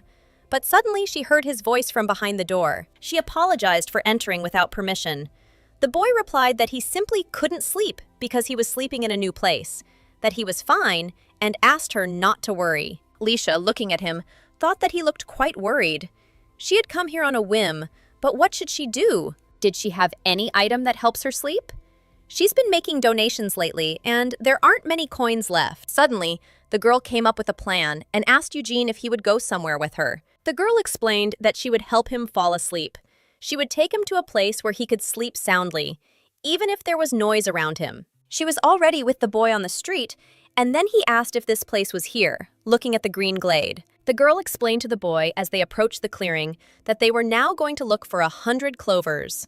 When they were finished, he would fall asleep before he even realized it. Eugene began to remember, because according to his recollections, there was no sleeping pill stronger than physical labor. Leisha asked him to come to her quickly and beckoned him to follow her, smiling. Eugene crossed his arms over his chest and asked her not to try so hard for him. That would only make her tired and make her go to bed even later. The girl turned to him and said that she was trying not only because of his sleep problems. Then he apologized to her and asked why they were there now. Lesha explained that if they shared their clover with the other students on the first day, they would be able to make lots and lots of friends. The boy said he'd simply misunderstood and felt ashamed.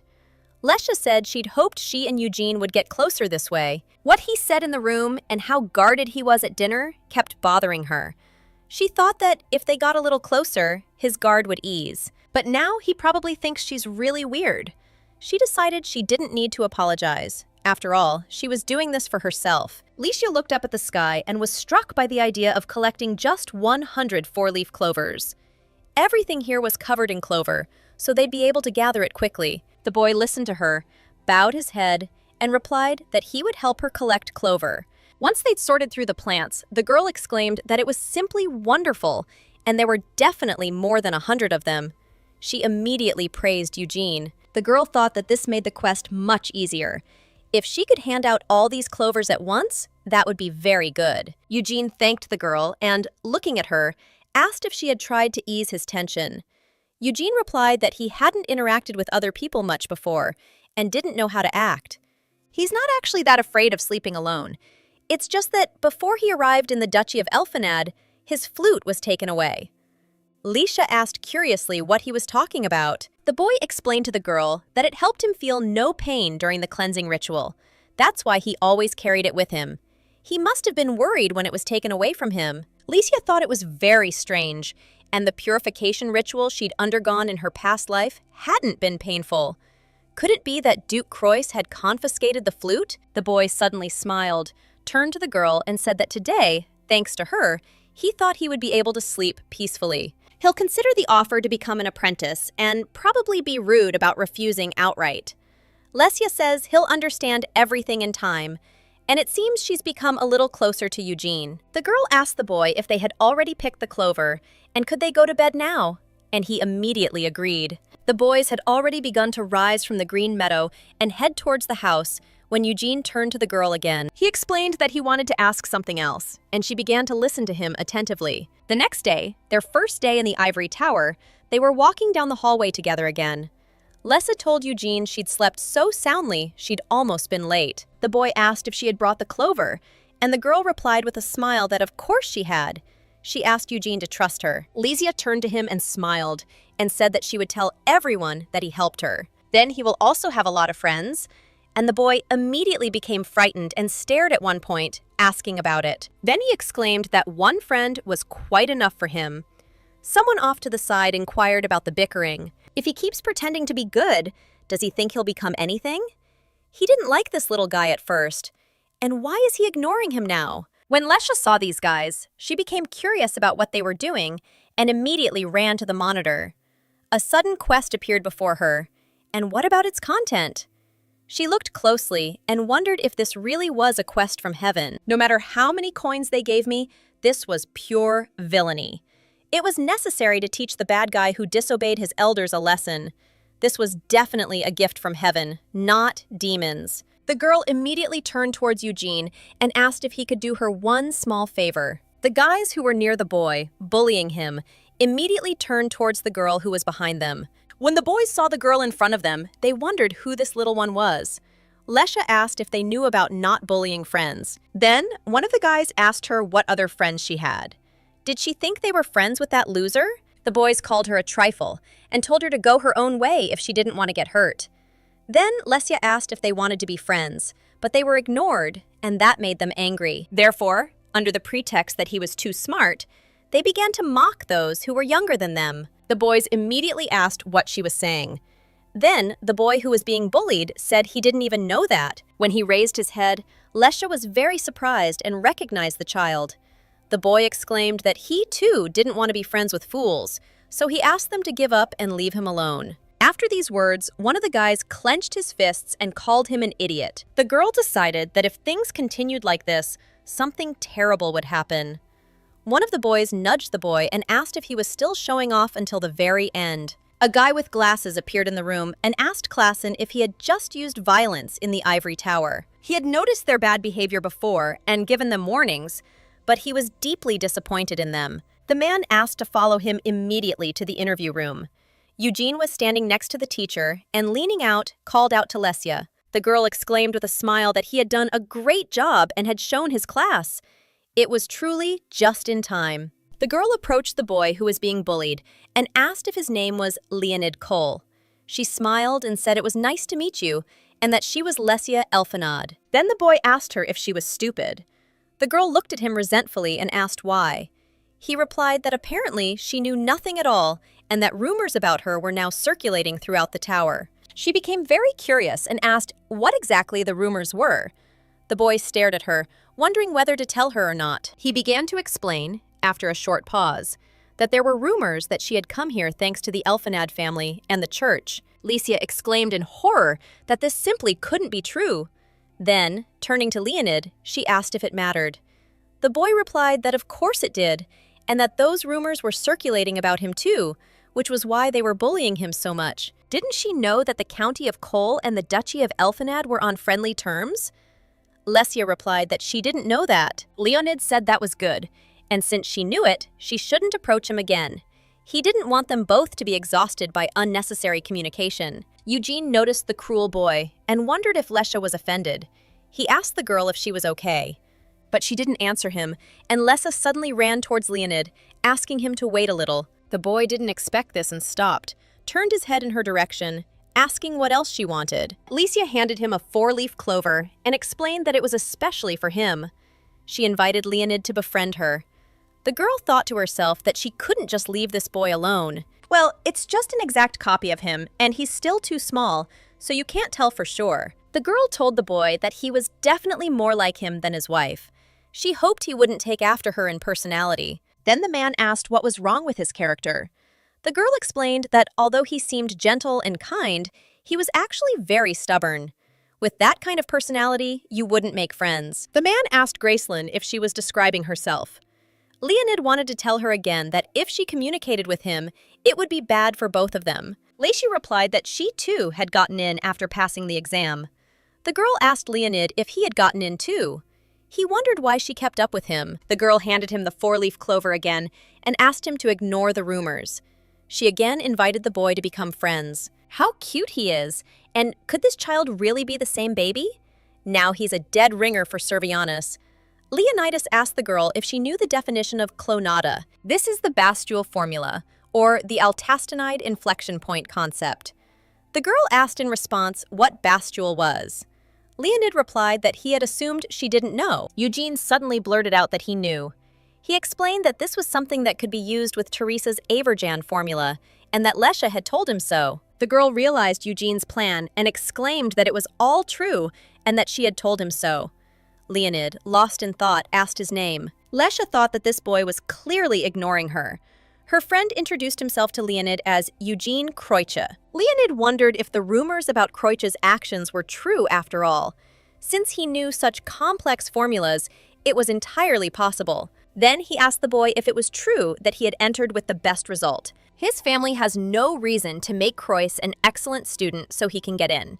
so there's no need to worry about rumors of unfair admissions. Leonid then decided to take the four-leaf clover from the girl and reached out for it. When he took her hand, Licia extended it and asked him to decide whether he wanted to take it or not. Leonid said that if he ignored her, he wouldn't be able to befriend Eugene. He had few people he could talk to, so he wouldn't miss this chance. The girl was excited and, blushing slightly, looked at him in surprise. Leonid, taking the clover, said that he had hopes for her. Licia asked what that meant and wondered if she was the only one who didn't know what they were talking about. The next day in the Duchy of Elfinad, the man wondered who would have thought Gracelyn would go to the tower with his son. At this rate, she would truly become his daughter-in-law. If he finds out the guy said something like that, he won't forgive him. Char laughed and said he looked so serious, so he decided to lighten the mood a bit. And what exactly was going on? The boy explained that this concerned Eugene Kreutsch, the son of Duke Kreutsch. Lesha had already mentioned him. The purification ritual that Eugene went through was painful, and he suppressed the pain with the help of the flute he had. It's just his guess, but this ritual could be connected to Eugene being brought to the year of the Mad Dragon's death. Is his task to investigate this flute? The boy replied that everything was correct, and that once he obtained the flute, it should be immediately transferred via teleportation magic. He agreed, and asked for coordinates to be set to the ancient Sahara ruins. The boy felt pleased that he remembered these ruins. How could he forget the place where their extermination squad had once been? Indeed, a lot happened there. And this is the place where Gracelyn used dangerous magic and almost died. Even after she woke up safely, wasn't he still very angry? If it weren't for Bale, things could have ended very badly. Because that girl doesn't value her own life. The guy laughed and said he hadn't changed at all, judging by how hard he tried. But he didn't just want to reminisce about the past. Axel asked the boy what he wanted to say, if he had anything else to say. The boy replied that he was, after all, very perceptive. Then he wants to ask and hopes these are just his empty fears. He asked Axel, otherwise he'll be left out. Then the boy asked what exactly he meant. The boy explained that he meant Gracelyn or Lesia. Which of the two was he looking at? Axel thought for a moment and replied, Gracelyn, of course! The guy asked if he'd think about it. Axel explained that he'd figure it out himself when he met her in person. She's become even more cunning than before. But if that's true, he should definitely come and take a look, because he wants to tease them, brother and sister, to his heart's content. Axel replied that he was imagining his face. And after this conversation, they said goodbye, and the boy was left alone, lost in thought. His thoughts were interrupted by Lesha, who suddenly appeared on the threshold and asked if she could come in. Axel replied that she had already entered, and the girl had asked him not to pay attention to the little things. The boy asked her what had happened when she arrived. Licia explained it was about his offer to have Eugene become his apprentice. She wanted to know if he'd said it was for surveillance. Axel replied yes, and asked if there were any problems. Licia wanted to know if everything would be okay. If it became dangerous, she'd never heard of any way to share magical power. Axel said it wasn't all that uncommon among white mages. Eugene has been undergoing an incomprehensible ritual for a long time. It's likely his body is out of balance. To restore this balance, he needs a supply of magical power from outside, and a person who will periodically look after him. So it's protection under the guise of surveillance. So she needn't worry about Eugene. Lesia asked Axel if this division of magical power would affect him. Axel smiled and said that of course he was the greatest of the living white magicians. The girl exclaimed, clenching her fists, that he was very unbearable, and she took back her words about worrying. Axel asked her not to worry about him. From now on, she'd better take care of herself, and the girl immediately glanced at him, as if asking something with her eyes. A letter arrived from the church, saying they'll soon test her holy powers. It seems they doubt her saintly qualities. Licia looked at him in surprise and said that, judging by their confidence, they were up to something. Axel said that the ivory tower would hinder the church's request, while he would come up with the best plan. The girl exclaimed with a smile that she would think of something too. She had recently found a very interesting object. The next day, my second day in the ivory tower, the realization that there were people I could talk to made the trip to school quite enjoyable. Leonid asked Eugene how he knew the shape of Teresa's Averjon. The boy replied that it was something like this. Licia added that he said he once used this formula for various calculations. He learned it all himself from books and without a teacher. When she asked the boy if she was telling the truth, He immediately agreed. Leonid remarked that this was impressive, and that's why he was so different from his peers. Leonid told Eugene that if he had any difficulties in the future, he could ask him. Leisha thought that perhaps she was imagining things, but there was a certain awkwardness between the two. Perhaps it was because Eugene was still shy. That was the senior class scholar who was standing near the door with books in her hands. Since that's the case, we should give that class some shamrocks too. Leisha told her classmates she'd quickly take the clover there and ask them to go to class for now. She'd stop by a couple of places and then come back. Leonid remarked, after the girl had left, that she really was giving away such a useless thing as clover left and right. Eugene replied to his friend that he wasn't useless. Leonid looked questioningly at Eugene, who replied that Lessa had been diligently searching for them in the clover field every night. That's why he wished he hadn't spoken like that. Leonid hadn't expected this boy to be able to speak normally. He asked if they had looked for this clover together, or if he had received a lot of four-leaf clovers from her. Eugene hesitated, blushed slightly, and said nothing. Then Leonid said that he most likely hadn't received the clover from her. That's why he was so cold to him, and the boy said he'd go to class. Leonid asked Eugene if he wanted him to tell her she'd forgotten to give him the four-leaf clover. The boy replied that he'd wait for Lesha to give it to him herself. Leonid exclaimed that he was unlikely to wait, since she was such a fool. Eugene again asked him not to call her a fool. After this phrase, Leonid now understood how to make friends with this guy. As the boy was leaving, he asked him if he should help him too. Hearing this, Eugene became interested and asked how. Then his friend smiled and asked him to simply trust him. But he would have to do everything as he said. Some time passed when the teacher announced that today's lesson was over. He asked the children not to forget their homework. Leisha caught her breath and said she could hardly wait to stay awake in class. The girl asked the children to hurry outside. Leonid suddenly asked Lesya if they were really friends. The girl replied that they were. Leonid asked if they had shaken hands. The girl replied that no, and they hadn't. The boy added that in that case, they couldn't be called friends. He approached the boys and asked them to listen to him carefully. First, they needed to hold hands right now. They should remember that the correct way to shake hands is to move it up and down only twice.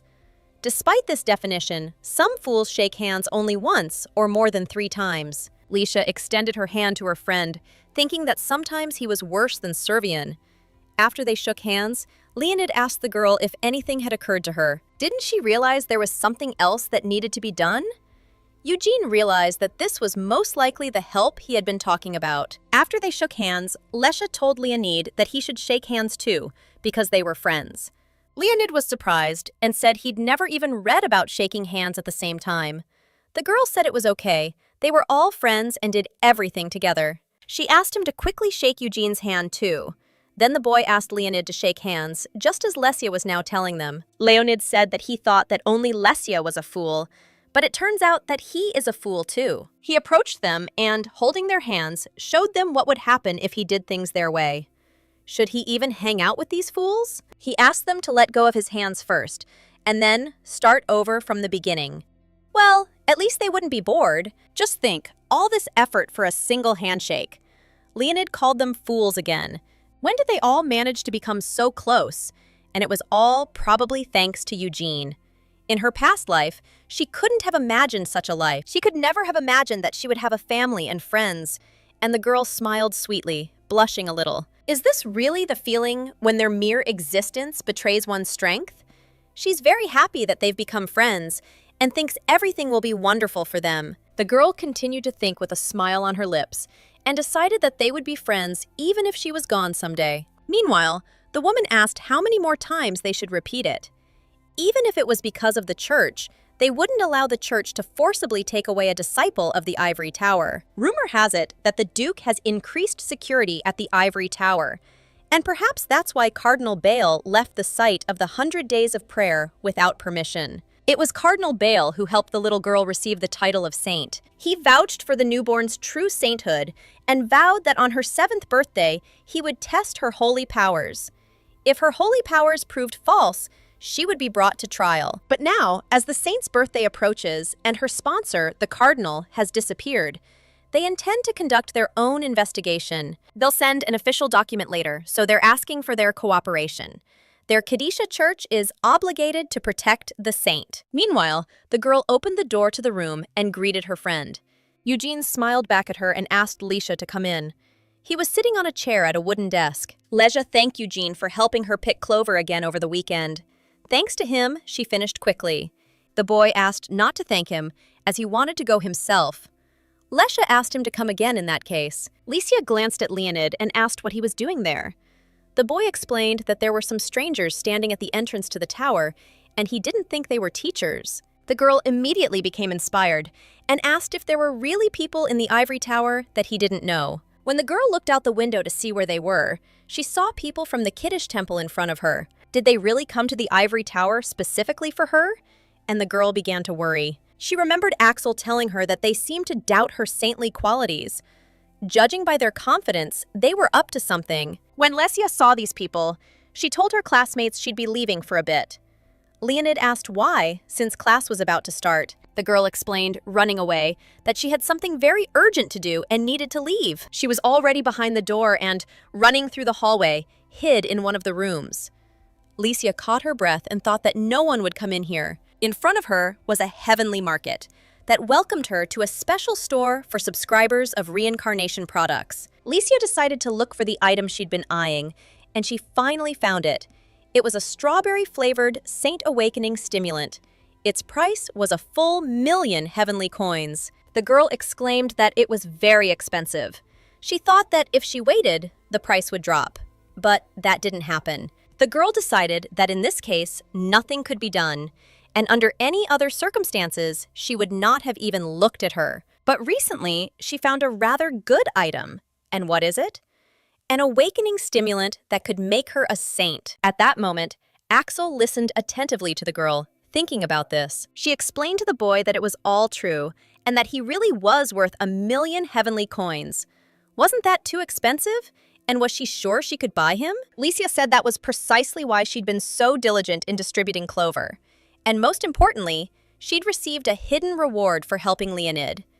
Axel asked if that was the only reason she'd helped him. Licia replied that not at all, and under any other circumstances, she would not have even looked at her. But if she uses the discount coupon she received as a reward, she will definitely be able to buy it now. But when she pressed the button, the system said the purchase was impossible, and she didn't have enough coins. Lesia couldn't understand why, since she'd reached the required amount and was missing exactly one person. She decided she needed to earn some money quickly.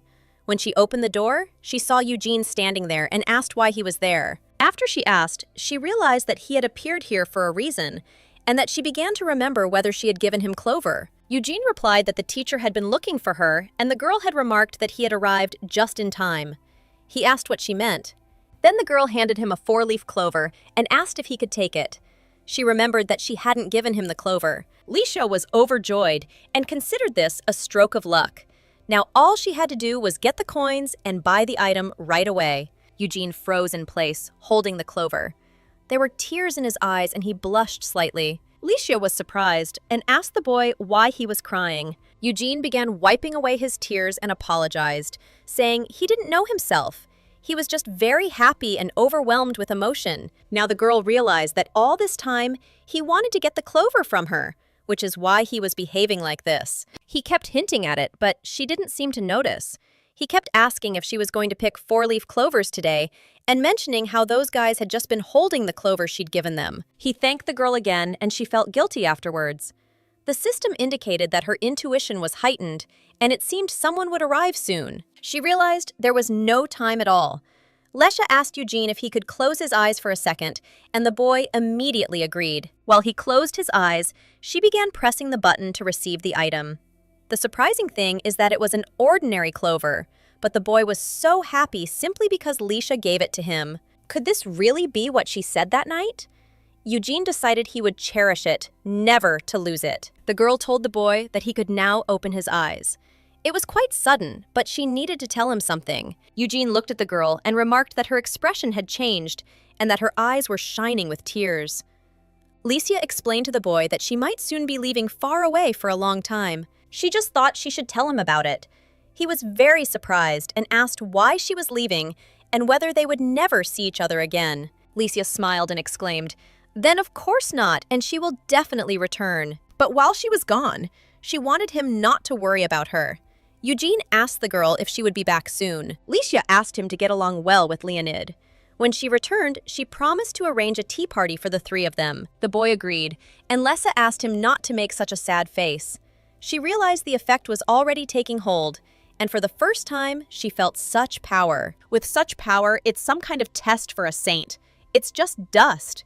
Before she could even think about it, a man in a robe appeared at the door and told her they'd been looking for her for a long time. Lesia didn't expect them to find her so quickly and began to push his comrade aside, staring intently at the hooded man. She understood perfectly well that they had come for her. The boy smiled slyly and asked the girl to come with them. When the boys found themselves outside, Eugene told Lesha that he wanted to ask her one more thing. The girl inquired about what exactly, and the boy asked if the clover field was very precious to her. Leisha turned to him and answered at that moment, "Of course it was." Then he asked her what she would do if it disappeared.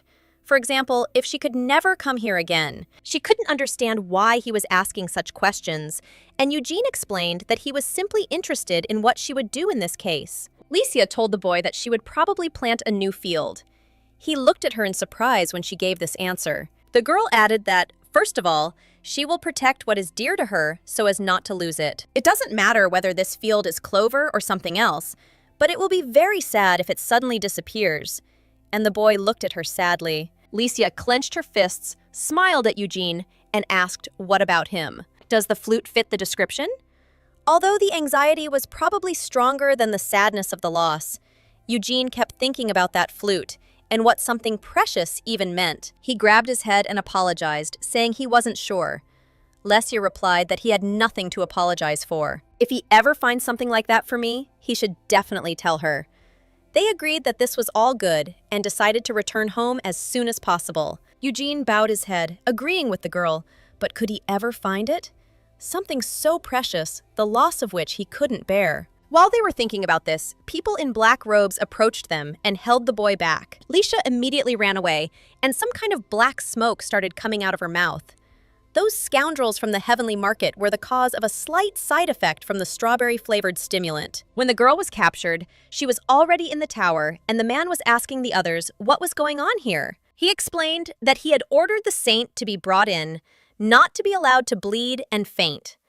The man responded by asking him to be more careful with his words. He explained that they were only trying to take the saint away, but she suddenly started coughing up blood. The man who was sitting at the table said that at that moment, they felt a huge divine power. If this is true, then not only is their current plan not needed, but they also need the saint herself. He asked them to choose their words. All that matters now is that they've incurred Duke Elphinad's wrath. A plan of action must be developed immediately. He began to think frantically and said that this, of course, was also a big problem. Well, if you think about it, a healthy saint, full of divine power, vomited blood. And isn't that a bad omen? They decided that something was clearly fishy here. Indeed, Cardinal Caltus's words made sense. After all, the saint wasn't all that important from the start. Their original goal was to bring Cardinal Bale to trial as quickly as possible. Then, the charge would be the sin of misleading the world by presenting an unverified saint. Meanwhile, you are in the spacious, sunlit duchy of Elphinad. The guy who was sitting with his eyes closed said that from a medical point of view, it is difficult to determine her current condition. He sat opposite Leisha, who was unconscious, and said that judging by the fact that the fever was not going down, despite all their efforts, it was possible that it was caused by some other force. The doctor turned to the boy and said that for now, all they could do was monitor her condition. Meanwhile, the maids clenched their fists and spoke of their young mistress with tears in their eyes. They didn't understand what to do now or what would happen to her. While they were crying and mourning the young lady, a man appeared on the threshold and apologized for the sudden visit. The man looked at him in surprise, not understanding what he was doing there and how he ended up there, especially with Axel. The boy explained with a smile that he had received a revelation to protect the saint, for she was in great danger. It was the cardinal of the Temple of Kiddush, Baal. The man asked if the danger was coming from the Kiddush church, to which he belonged. Baal replied that he didn't know the exact source of the impending danger. So, just in case, he went alone, without informing anyone at the church. He couldn't have imagined that they would use his absence from prayer as a pretext to try to take the saint. He apologized on behalf of the church for their extraordinary rudeness. At that point, the young man asked the cardinal if he had any idea about the child's current condition. He was told that the cause was medically impossible to determine. Simply put, it was because she was unable to control the sudden surge of divine power when her inner saintly power emerged. This is a rare but occasionally occurring phenomenon. The maids were very worried and couldn't figure out what to do in such a case. When great power is confined to a small space, it inevitably begins to rage. Cardinal Bale closed his eyes again and, holding his hands out in front of him, asked not to worry. He explained that he was going to use his divine power to leave in the saint's body exactly as much strength as she could withstand. The man asked the cardinal if he was sure it wouldn't harm the girl. Bale replied that he was, but there was one caveat. To transfer the divine power, no one must be near the saint. The Duke looked at the cardinal with concern, a man who had once served with Axel in a punitive detachment. He was, of course, deeply worried about this girl, and looked at the cardinal. The Duke replied, looking him in the eye, that he understood and they were going to leave him. Unexpectedly, he bowed before the cardinal and told him to take care of his daughter. When he heard that Lesia had started a new life, he was very worried. But these worries were in vain. After all, she had met such a good family, and he would do everything possible. Axel, in turn, was in such a hurry to get here that they didn't even have time to come to an agreement. But he was, as always, in his element. The boy thought that he was used to handling divine power, so there shouldn't be any problems. As he walked down the corridor, Eugene appeared in front of him. The boy turned to the young Duke Axel, who asked how he got in. He explained that outsiders were currently forbidden from entering the duchy. Eugene replied that he had entered with Leonidas's help. Axel initially wondered how this could be, but he remembered that this was, after all, Servian's son. He must have used his name to let him in. The boy stood in front of Axel and, clenching his fists, said that he had come to tell him, the young Duke, something. Axel listened attentively to the boy, and he said that it was about his previous offer to become his student. The boy replied to the boy that if he had wanted to refuse, he would not have come here at such a hectic time. This meant he accepted his offer. Eugene replied that he wanted to ask something first. Axel asked him to tell him what exactly. The boy replied that young Duke Axel had told him something back then. He spoke of how if he developed enough strength, he would no longer have to suffer, that he might be able to change his predetermined fate. To be honest, he wasn't confident in himself then and didn't know if he could cope. Axel, looking at Eugene, said that he entered the academy with the best results. He can be completely confident in himself. The boy explained to the other boy that he was a little scared. Axel asked if he was telling the truth. Eugene explained that after entering the academy, he began to live a completely different, peaceful, and interesting life. But sometimes he thinks that he is enjoying all this undeservedly, and that when he wakes up, all this will suddenly disappear. But if he has such an opportunity to change his destiny, who would he want to try? If he were to learn from him, from the young Duke Axel, would he be able to protect anyone? The boy replied, looking him seriously in the eyes, that of course it was possible. He can't give him such an encouraging answer. He can only help him achieve his goal. But he became curious and asked Eugene what his true purpose was. Eugene said, looking into Axel's eyes, that he wanted to become the one who could protect Lesia. Meanwhile, a cardinal was already near the girl's crib, who wanted to save the girl and thereby free her from the bad energy. He immediately felt that divine power filled her beyond all measure. However, if she carelessly combines her small body with her divine energy, it could also be very dangerous. All her divine power could be drained, and her life would be in danger. In that case, there's only one option left: temporarily bind his soul and the girl's soul together, and then transfer the excess divine power. The boy approached the girl, took her hand, and asked her to be patient a little longer. When he held her hand, it glowed golden, and the boy realized it was a good thing because the connection flow was perfectly stable. It might take a while, but he just needed to carefully transfer the power. If Axel hadn't warned him beforehand, she would have been in grave danger. He told Bale at that moment that he was counting on him greatly. The boy promised to be thoroughly prepared for this. No matter how much he thought about it, it was still very strange. As far as he knew, Axel had never cared about the existence of any saint. Bale told him then that if he were frank with him, he was sure he could help him somehow. For example, by telling him exactly what had happened to begin with. Axel thought that, as it turned out, this guy couldn't be fooled. He asked the cardinal to listen carefully and said that the girl he had declared a saint was Lesha. He explained to Cardinal Bale that this girl was Graceland's reincarnation. The boy asked if he was serious. Then Axel explained, at first he himself didn't believe it, but after Graceland's disappearance, he couldn't find any trace of her anywhere. He searched for her long and tediously, and even began to think he was hallucinating. Bale replied that he understood him perfectly. According to her, memories of her past life suddenly returned to her. Ultimately, he had no choice but to believe her. At that time, he told his friend that he himself would understand this when he met her. Stories that only a punitive squad could know, every stinging word she uttered. Everything suggests that she truly has returned to them. Whether he believes it or not, let him decide for himself, because he can definitely sense her energy. Bale opened his eyes and thought that this was why Axel had been so worried about the saint lately. Since he says so, he will go. He sets off unnoticed as soon as dawn breaks. He thanked the boy, and they agreed that they would see each other soon. And then came the very day when the girl was in the castle under the domes. Bale closed his eyes and thought that everything was as Axel had said. She was weak and hidden behind an overwhelming divine power, but he senses a tinge of familiar magical energy, and this force is definitely Graceland's.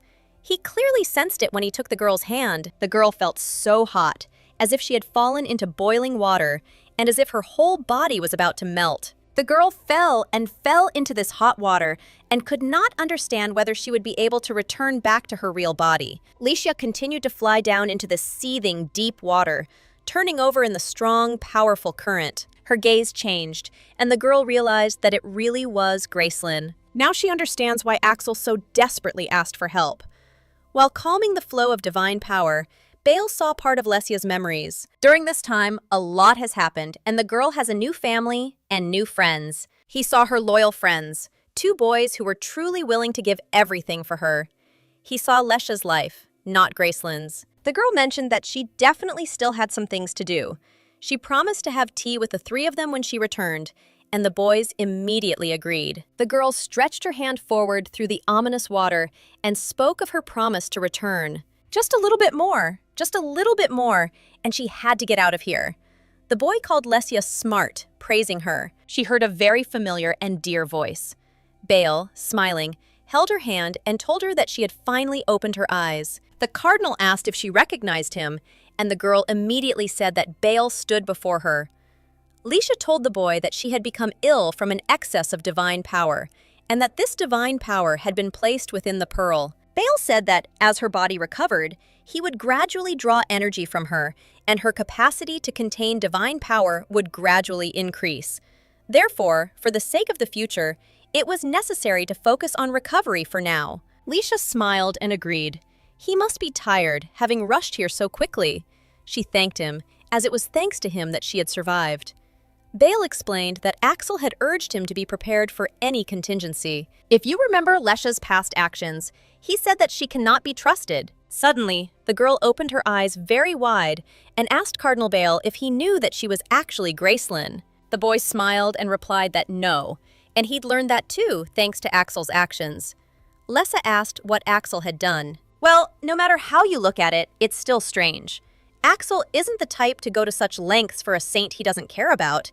He was asking at that moment what he cared about her, or so Lesya imagined. The girl told the boy that this was indeed true, and even she thought it was strange. Bale said that it meant he cared about Lesya for a reason. She asked Bale if he cared about her too. After all, he had rushed here upon hearing that she might be in danger. Lesha, with a smile on her lips, extended her hand towards the boy and said that she was very glad to meet him again. He also gave her his hand, smiling. And who knows, although Axel really seems to treat her with special care. The boy shook the girl's hand and said that he too was glad to see her again. It was better to hear it from him himself. And so, several days had passed since Lesya had come to her senses. She thought it was time for them to come. The maid said that, judging by the head maid's words, Axel had been seriously consulting with Cardinal Bale every day lately. They were probably discussing this very incident. Lisa asked the maid if Noah had returned yet, or if he was too busy. He could have stopped by, at least for a little while. The maid replied with a sigh that, in fact, the young master had asked her not to tell her, but he came to visit her every night. The maid smiled and told the girl that this was indeed the case. She said this because the girl seemed upset. However, this must remain a secret to the young master. Leisha lay on her bed, wondering if she was upset, as if she was worried or just angry that he hadn't come even once, even though he'd told Bale he was so worried. This time she had to catch him red-handed, and the girl tried to stay awake. Then she heard a noise and immediately exclaimed that he was here. Eugene and Leonid were standing at the threshold. Leonid remarked that, judging by the way she was moving, she was in quite good condition, and her complexion seemed to have returned to about 80% of its normal color. Leisha asked what they were doing there, and how they got there, and what about the dorm's curfew anyway? Leonid replied that he'd removed all the protective spells. If he wanted to, it wouldn't be that difficult to sneak out of a place like the Ivory Bathhouse. He'd also memorized all the routes through Elvenade. The girl was very surprised and asked if he really had taken them all off. And why had he dragged Eugene into this? Leonid replied that it was Eugene who had suggested coming here. The girl was very surprised and asked how he could do this because of her. Eugene asked in response if she remembered their conversation in the clover field. Leisha began to remember how she had told him that he needed to protect what was dear to him so as not to lose it. It was that very day when Eugene couldn't sleep, and the girl exclaimed that of course she remembered. The boy explained, clenching his fist, that he had something he wanted to protect. It was for this reason that he decided to become the young Duke Axel's apprentice. Lesia immediately congratulated Eugene, understanding the reason for his visit. Leonid thought that he had a feeling that they were about to have a frank conversation, and maybe he should step outside for a while. Lesia smiled and asked what he wanted to protect that made him decide to become Axel's apprentice. Leonid again silently called her a fool. She noticed that, judging by his expression, Leonid seemed to already know, but she didn't. Apparently, the one who doesn't know is the fool. Eugene asked the girl if she was in pain yet. Leisha smiled and replied that she was feeling much better. The boy said, "Thank God, just in case, he'll give it to her," and pulled his flute out of his pocket. She was surprised to see it in his hands. Eugene explained that he had actually come to give it to her. It would be bad if she got sick again while she was recovering. Looking at the flute, Lesha thought that she'd wanted to buy it for him, but if Eugene gave it to her, she wouldn't have to. She asked if he was sure he could give it to her. Eugene replied that yes, he could endure it now. And she, when she was in pain, if he blew into it, she would quickly recover. She wondered if using the accordion really could cure her illness. Eugene laughed and said that everything was fine, and that he had something else that was much more precious to him. The girl immediately exclaimed joyfully, thanking Eugene for the gift. She said she would use it and return it to him. Then she asked the boy if he would tell her what was so dear to him. Eugene replied that it was a secret for now. Lesha said that he had told Leonid, but Leonid figured it out himself, unlike such a fool. The boy said goodbye to the girl and asked her to get some rest. Leisha replied that they should be careful too, so as not to get caught. Leonid reflected that, as he'd said, he'd memorized both the map of Elvenade and the guard's time travel routes. Leisha waved and said that, after all, it was very tiring with children. By the way, it was somehow strange. She herself had undergone purification rituals with Baal several times, but it had never been painful. She doesn't feel anything at all, but maybe she should try blowing into this flute at least once. So, for the sake of the future, it was necessary to focus on recovery for now. Lesha decided that there was no point in causing unnecessary problems and would consult with Axel first. When the girl thought about this, she looked at the door and decided that he probably wouldn't come today. Those guys had probably returned by now, and he couldn't possibly be coming at such a late hour. Meanwhile, the boy was already walking down the hallway and saw Eugene in front of him. Luckily, he made up his mind faster than he thought. At least he didn't waste his talent. If Lesha ever finds herself in danger again in the future, he will definitely be a great support to her. He will protect her in any situation, even when it threatens him with death. Maybe what he wants to protect, what he wants to change, is the stupid white magician. When Axel walked through the entire corridor, he found himself at the girl's door and knocked on it, calling her by name Gracelyn. But at some point, he stopped and walked away from the door, deciding not to wake the girl. Before he could leave, she opened the door herself and called his name. She thought she heard footsteps, so she went out to check. She didn't expect him to actually come. It was just in time, and she had something to talk to him about. That's exactly it. And thanks to that, the troubles have eased a bit. The girl held a flute in her hands and said that she did not feel any special energy yet, and Axel said the same thing. He explained that they should ask Bale or Servian to analyze it. Lisa crossed her arms over her chest and frowned.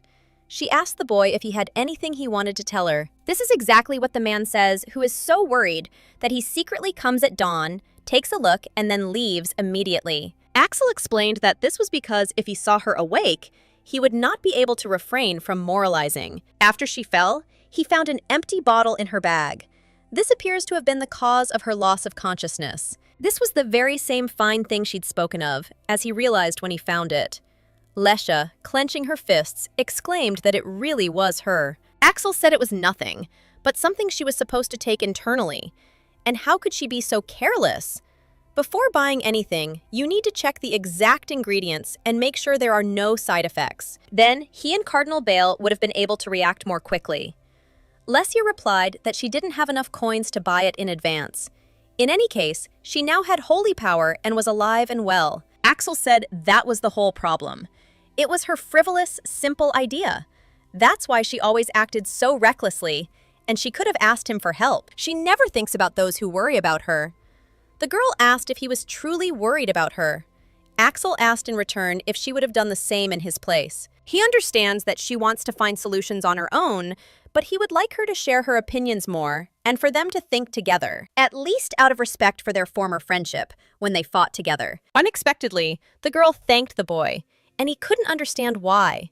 Lesia explained that she thanked him for being nervous and for saying it. Axel, closing his eyes, also thanked her for opening her eyes again. When the girl heard this phrase, she smiled and said that it was still true and he hadn't changed at all. Several hours had passed, the fire was burning in the fireplace, and 2 glasses of wine were on the table. The girl was standing next to her piglet, saying that she seemed almost fully recovered, then she'd better return to the ivory tower. Axel said he'd be dealing with the mad dragon, so since she's resting, she might as well rest a little longer. By the way, the chocolate Noah left behind turned out to be delicious. A maid standing nearby told the young lady that the Duke would soon enter. Lesia immediately asked her piglet to come back quickly, and the Duke had already opened the door.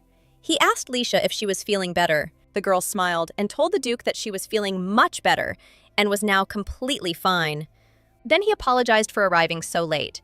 The discussion about what the church had done had dragged on, and the work had piled up. Lesha replied that everything was fine and that she was rather embarrassed, that it was because of her that there was so much noise in the mansion, and that he shouldn't worry about it. She feels she shouldn't be a further nuisance to those who care about her. Of course, she understands why Axel and Bale are even more concerned about her, but she still couldn't understand why the Duke cared so much about her. Lesha clutched the blanket tightly and decided to turn to the Duke. She looked sadly into his eyes and asked if he could take her back to the temple. He asked if she really wanted to go back to the temple. The Duke said that if she wanted to leave, he would let her go, because her desire was the most important thing. But if this is not the case at all, then he asks to tell him about it, and he will understand her. The man smiled at the girl, grabbed her gently by the cheek, and said that she could stay here as long as she wanted. After all, she is his daughter, and he will do what is most convenient and best for her. As a father, he will help her with anything she wants, no matter what it is. The girl immediately thought about his words about his daughter, even though they weren't related by blood and she was of no use to the family. The man, looking at the girl, said that confusion was still written on her face. He told his daughter that there was no need to complicate things. He was just worried about her because she was his daughter. The boy remembered the lilac he'd given the girl. He explained to Lesia that he simply wanted to keep the promise he'd made to his wife by welcoming her into the family. 7 years ago, the great temple of Kadisha towered as if reaching to the heavens itself. The man thanked Duke Elfenad for his visit. The Duke asked him what the matter was. The priest replied that he would get straight to the point and would like him to adopt a child. The man explained that this was a child who had received a divine revelation. But because he wasn't the one receiving the revelation, the child's situation was precarious. If this continues, her stay in the temple will expose her to many dangers. A family like his could be a very reliable and great fortress for this child. The man asked the Duke what he thought about this. The Duke replied that, as he must know, his wife had long since departed this world. Growing up without a mother wasn't the best environment. Well, the priest did not stop persuading him and said that this is exactly why he was asking him for Duke Elphanad. He had already raised his two sons well, and he began handing the girl over to the Duke. The priest asked him not to stand there, but to take her in his arms. And it was at that very moment that the Duke took this little beautiful girl into his arms. He noticed that this child's eyes were exactly like the flowers of a fragrant and beautiful lilac.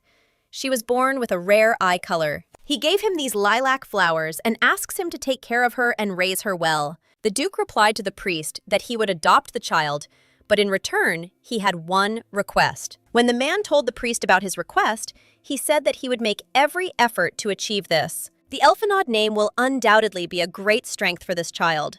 However, this shouldn't be just empty words. The Duke told the priest that he wanted him to think of her in no way except the child. Not just a child entrusted to him by the church, but as a person of the Elphanad Duchy. Only on this condition does he take this child. The Duke also added that he would like the church to agree with this, and that this is his only request. The priest replied that his request was in the spirit of Duke Elphanad. He had thought it would be something akin to a parent's request, so if that's the case, then so be it. If he becomes a safe home for the saint, the church will not interfere in her life, except for her activities as a saint. He will certainly become a true family for her. The girl looked closely at the Duke and asked if he had adopted her by force. She, of course, realized that was not the case. The man replied that this was indeed the case, even though he had been asked to do so. He ultimately decided to adopt her himself, even though he couldn't take care of her, hiding behind his busy schedule. When the Duke said this, he lowered his head, a little sadly. The Duke explained that he had always considered her his daughter. He hadn't known someone like her in his past life, and he never thought he needed one. But on the other hand, he was very curious. What would it be like to have such a person in your life? He suddenly looked at the girl and addressed her. She pulled the blanket over her head, not understanding why tears were flowing. She thought about how she shouldn't cry about this. Her appearance before she remembered her past life was completely different. Unlike the time when it seemed like she didn't have a single friend or ally, she now has someone she can call a real father. Why did these thoughts make her very scared? The Duke told the girl that if she didn't want to, she shouldn't say it anymore. Lisha replied that it wasn't so, and asked if she was needed in the Duchy of Elphanad. Could she really stay here longer? The Duke didn't like crying children after all. What if things continue like this? After all, she's become a saint. The Duke said she doesn't need to be a saint belonging to a temple, and she doesn't need to be a stoic child who can barely hold back her tears. In her own home, she can cry, laugh, and be angry as much as she wants. When the man said this, the girl immediately took it off her head. He continued to say that, therefore, if she didn't mind, he would like her to stay here. He asked her to show him her tears without embarrassment so he could protect her, and asked if he could do so. When the Duke removed the sheet from her head, the girl looked at him intently. And so the next day arrived. Axel and Bale were sitting at the table opposite each other when a girl entered the room. Lisha told the boys that she had come and asked what had happened. The boy asked the girl if she was okay, peering closely at her face. Lisha hesitated a little and said yes. Later, when she came in and told the boys everything, Axel asked the girl if her father had told her that. Bale remarked that if she had heard that, it was no wonder she was crying. After all, Lesia sometimes looked on at what was happening, past the family, with a somewhat normal gaze. The girl said that things weren't that bad, and then said she was joking. Bale smiled and replied that it was nevertheless very good that she had met such kind people. The girl turned to Bale and said that she had heard something from the Duke, that he had recommended the Duchy of Elphanad as the place for her adoption. Lisha looked Bale in the eyes and immediately thanked him for giving her a family. At that time, the boy didn't know that it was Lesha, but he wanted the child who received the revelation to go to a good place. And when they started talking about the engagement, he calmed down, seeing the Duke's reaction. Hadn't his eyes deceived him, and hadn't the Duke told them so? Axel replied that he hadn't, and the girl said that they too were hearing about the engagement for the first time. If everyone found out it was about Count Cole's family, everything would be turned upside down. He'd heard that she'd already become friends with Leonid, but in any case, they refused, so don't worry. After that, the church made no more such offers. In any case, the Duke values Lesha very much. Recently, the duchy's security has been further strengthened. No matter how the church acts, they won't be able to approach her so easily alone. Axel said they would probably look at public opinion, and that the recently worsened atmosphere in the church would also play a role. Believers appear to support Lisha. The girl asked if this was because of the incident with the holy power. The boy replied that this was indeed the case because holy power really did emanate from Lesha. The girl listened to everything attentively and, surprised and a little embarrassed, closed her eyes and blushed. Axel asked what Bale would do now. The boy, lost in thought, said that Lesha had almost recovered. The accordion Axel showed him was clearly not a divine object. Axel asked him if he felt anything. The boy replied that there was no holy energy at all, and that it would be better to entrust this to Servian. Bale said that they would have to return anyway, and that there was probably a huge commotion in the church. Axel said he was going to find out more about the accordion then. He wouldn't be able to send it to Servian for now anyway. Lisha asked why and if something had happened. The boy explained that he was very confident and said he could handle everything on his own. But now he couldn't even contact him. Maybe he's digging through some ruins again, Lisha exclaimed with a smile that Servian had always been like this, so she thought he'd be in touch again soon. When Bale suddenly exhaled, the girl asked him what was wrong. The boy replied that nothing, and that he was just glad to see them like this again. It was a bright, sunny day outside, and the sun illuminated everything around, delighting everyone with its brilliant glow. Lisha asked Bale if he was leaving right now, to which he replied that he was, and that he'd been gone for a long time. Lisha remarked that they probably wouldn't be able to see each other for a long time, and she was very sorry. Bale responded with a grin that he didn't know, but he still thinks they'll see each other again soon. He was already approaching the two-horse carriage, and the girl asked him why he thought so. Bale suddenly interrupted the girl and asked her if she had anything she really wanted, or if she might be missing something she needed, and he could help with that. Licia, of course, did not expect such a question, but after thinking a little, she said that it was very sudden and, it seems, not. When Axel overheard this conversation, he told the girl that he had far more connections than Cardinal Bale. If she wanted anything, she should tell him. The girl exclaimed that nothing of the sort was wrong, and that she had already told them so. She indignantly asked what was wrong with the two of them. The boys looked at her and remarked that Lisha, as always, was completely out of her depth. She asked what they were even talking about, and Bale replied that a whole month had already passed, and that she would soon be celebrating her 7th birthday. She didn't expect this from them, because she herself had forgotten that she would soon be 7 years old. Meanwhile, the boys were already at the round table, waiting for Lisa to approach them. What did she want to tell them privately? Eugene asked the girl not to rush, but Leonid, on the contrary, said that he was very busy today, so he asked her to speak faster. She hesitated a bit, then began to take 2 envelopes out of her pockets and handed them to her comrades. The boys looked at them intently, uncomprehending. Then the girl explained with a smile that it was an invitation to her birthday party. She explained that in a month, she too would be turning 7. Leonid called her a mere child, and how could she possibly be 7 years old? Lesia replied that their age difference wasn't that big. Leonid explained that a 2-year difference was like night and day. He'd almost forgotten about last year's party, even though it had been so lavish. Eugene asked if celebrating a birthday was really that important. Lesha thought about something she'd completely forgotten. Apparently, Duke Croix hadn't celebrated Eugene's birthday. She couldn't figure out what to say to him in this situation. Then Leonid saved her and said that of course, for the children of aristocrats, celebrating a birthday is a mandatory event. He went on to say that in the past, many children died due to poor medical care. There was even a belief that if you survived your 7th birthday, you could live to old age. Lisha, trying to salvage the situation, laughed and said that sometimes this happens, sometimes not. It's even rarer when a child is very dear and hidden away to be raised quietly within the family. After all, they say that if you get too much attention from childhood, you won't live long. Leonid told Lesha that she doesn't know how to read a situation. In fact, this is all nonsense, and only fools say that you can judge whether a person will live to old age by 7 years. The girl thought that this boy was too eloquent. Isn't there a belief that death has no cue? Lesya took back her words and said that, in any case, since this was how it had turned out, she would definitely ask them to come, and they wouldn't have to prepare gifts. Leonid asked if she was telling the truth, and if she was refusing gifts, then fine. Lesya remarked that if he said so, she should definitely get something from him. But a heartfelt congratulation is still far more important than a gift. When Eugene heard about the gift, he thought about it. Meanwhile, the man was sitting at the table, and an employee approached him and said that the schedule report had already been completed. The Duke remarked that preparations for the birthday party seemed to be going very well. The bespectacled man asked if he had any further instructions, and the Duke chuckled in response. The Duke explained to his servant that he wanted to check the treasury warehouse. The man immediately broke out in a sweat when he heard this. The Duke explained that Lesya would soon be 7 years old, so he intended to entrust her with the management of the family affairs. To begin with, 2 warehouses will be enough.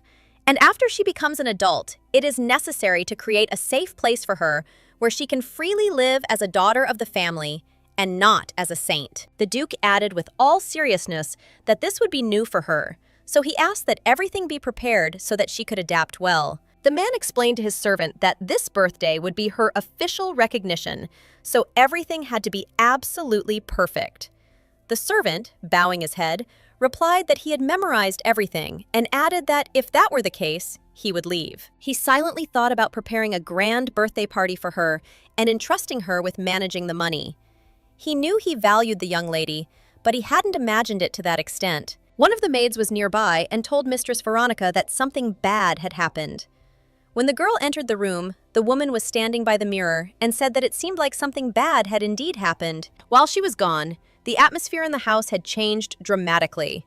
She wondered if it was because of that girl her father had brought here. She clearly told her to live very quietly and behave like a mouse, but she did the exact opposite. The woman turned to the governess and asked her to tell her immediately what had happened during her absence and what trouble had happened here. It was Noah Elfenad's mother, Veronica Elfenad. The governess didn't know where to begin and said that a lot had happened during the time that Madame Veronica had been gone. She began to talk about the Duke and how he treated the adopted girl. She explained that not only had he given her the sapphire room instead of Noah, but he also wanted to grant her control of the funds. Veronica was simply shocked and surprised that he could give all this to some pathetic foster girl.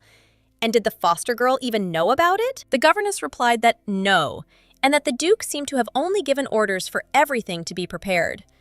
Veronica suggested that they should then quickly spread the word so that everyone in the estate would know about it. The governess wanted to object to Veronica's position in such a situation if they did so, but the woman pointed a finger at her and told her to be quiet. She held her finger to her chin and talked about how they would season it with a little excitement and supposed care on her part. Once Veronica had carefully prepared her plan, she approached the door and knocked.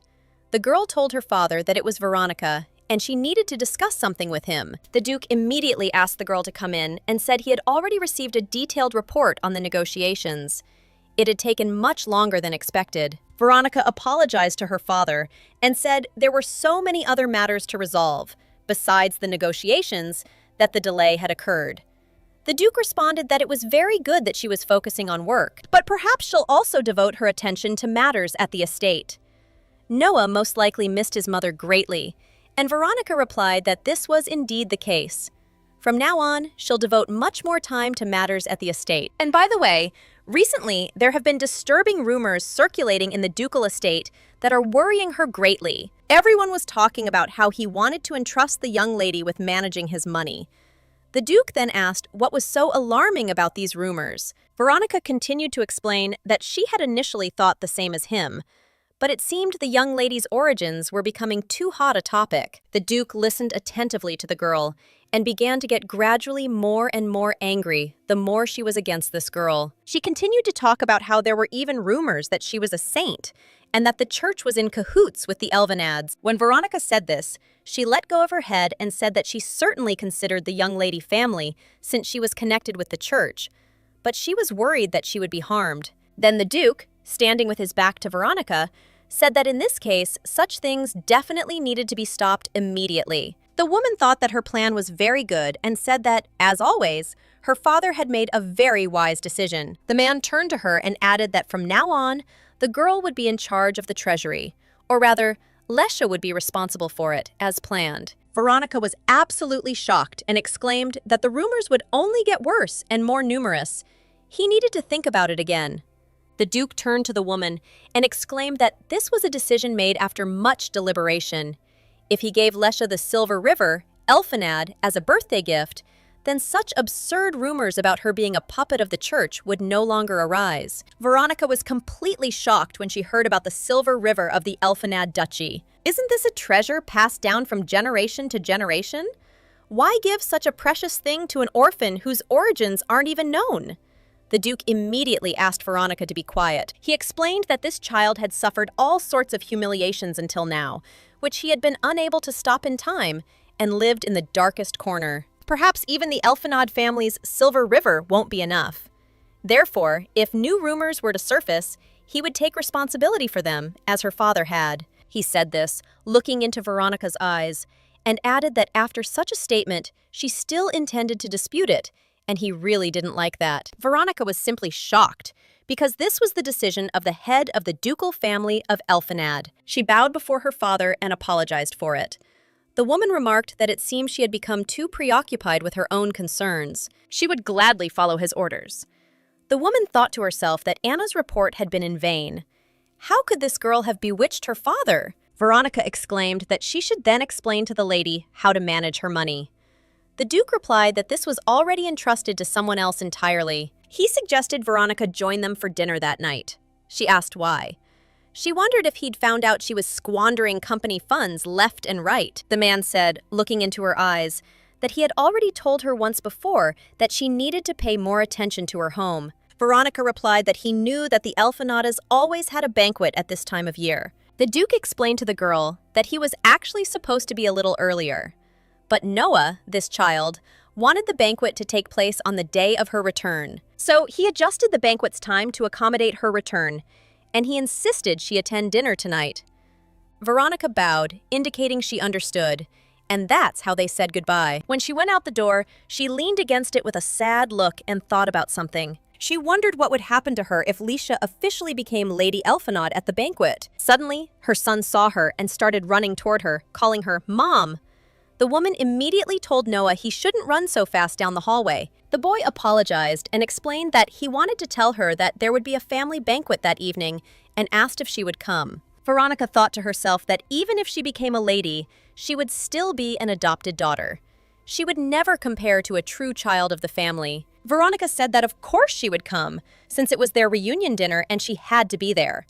Noah was overjoyed and asked if she was really coming. They needed to have not only dinner, but also lunch together.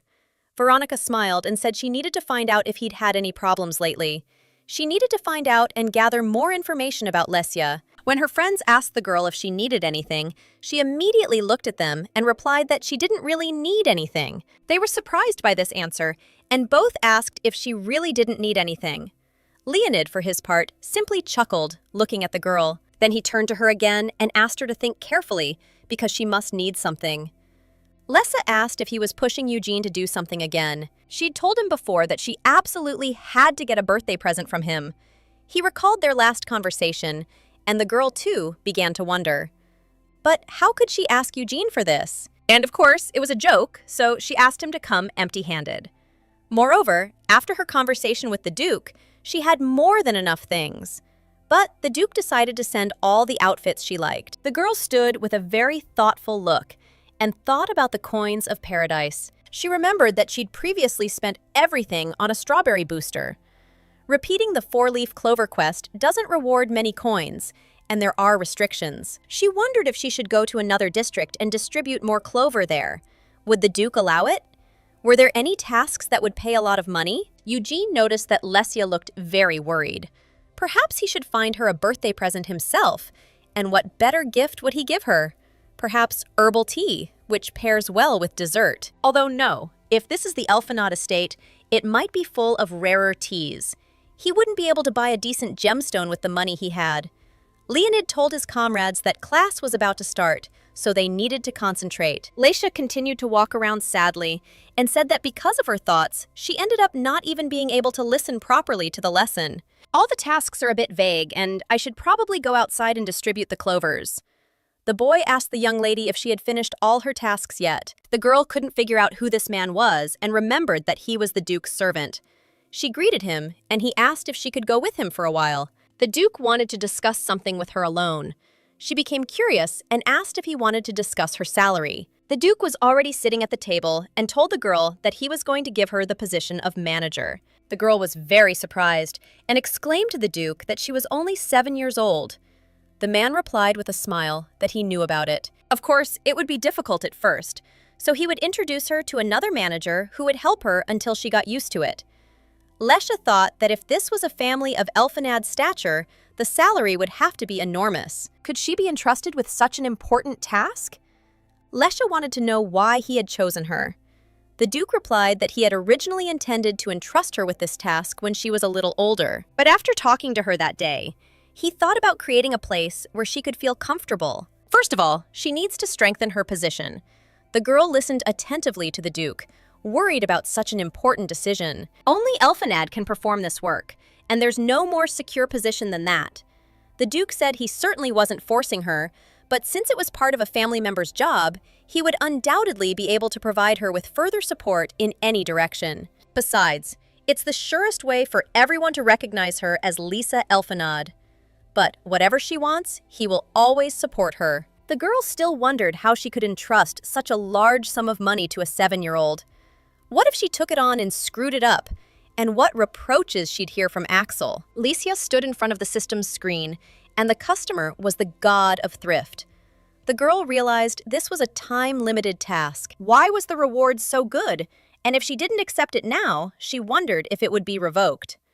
The Duke told Lesha that if she wanted another job, she could ask.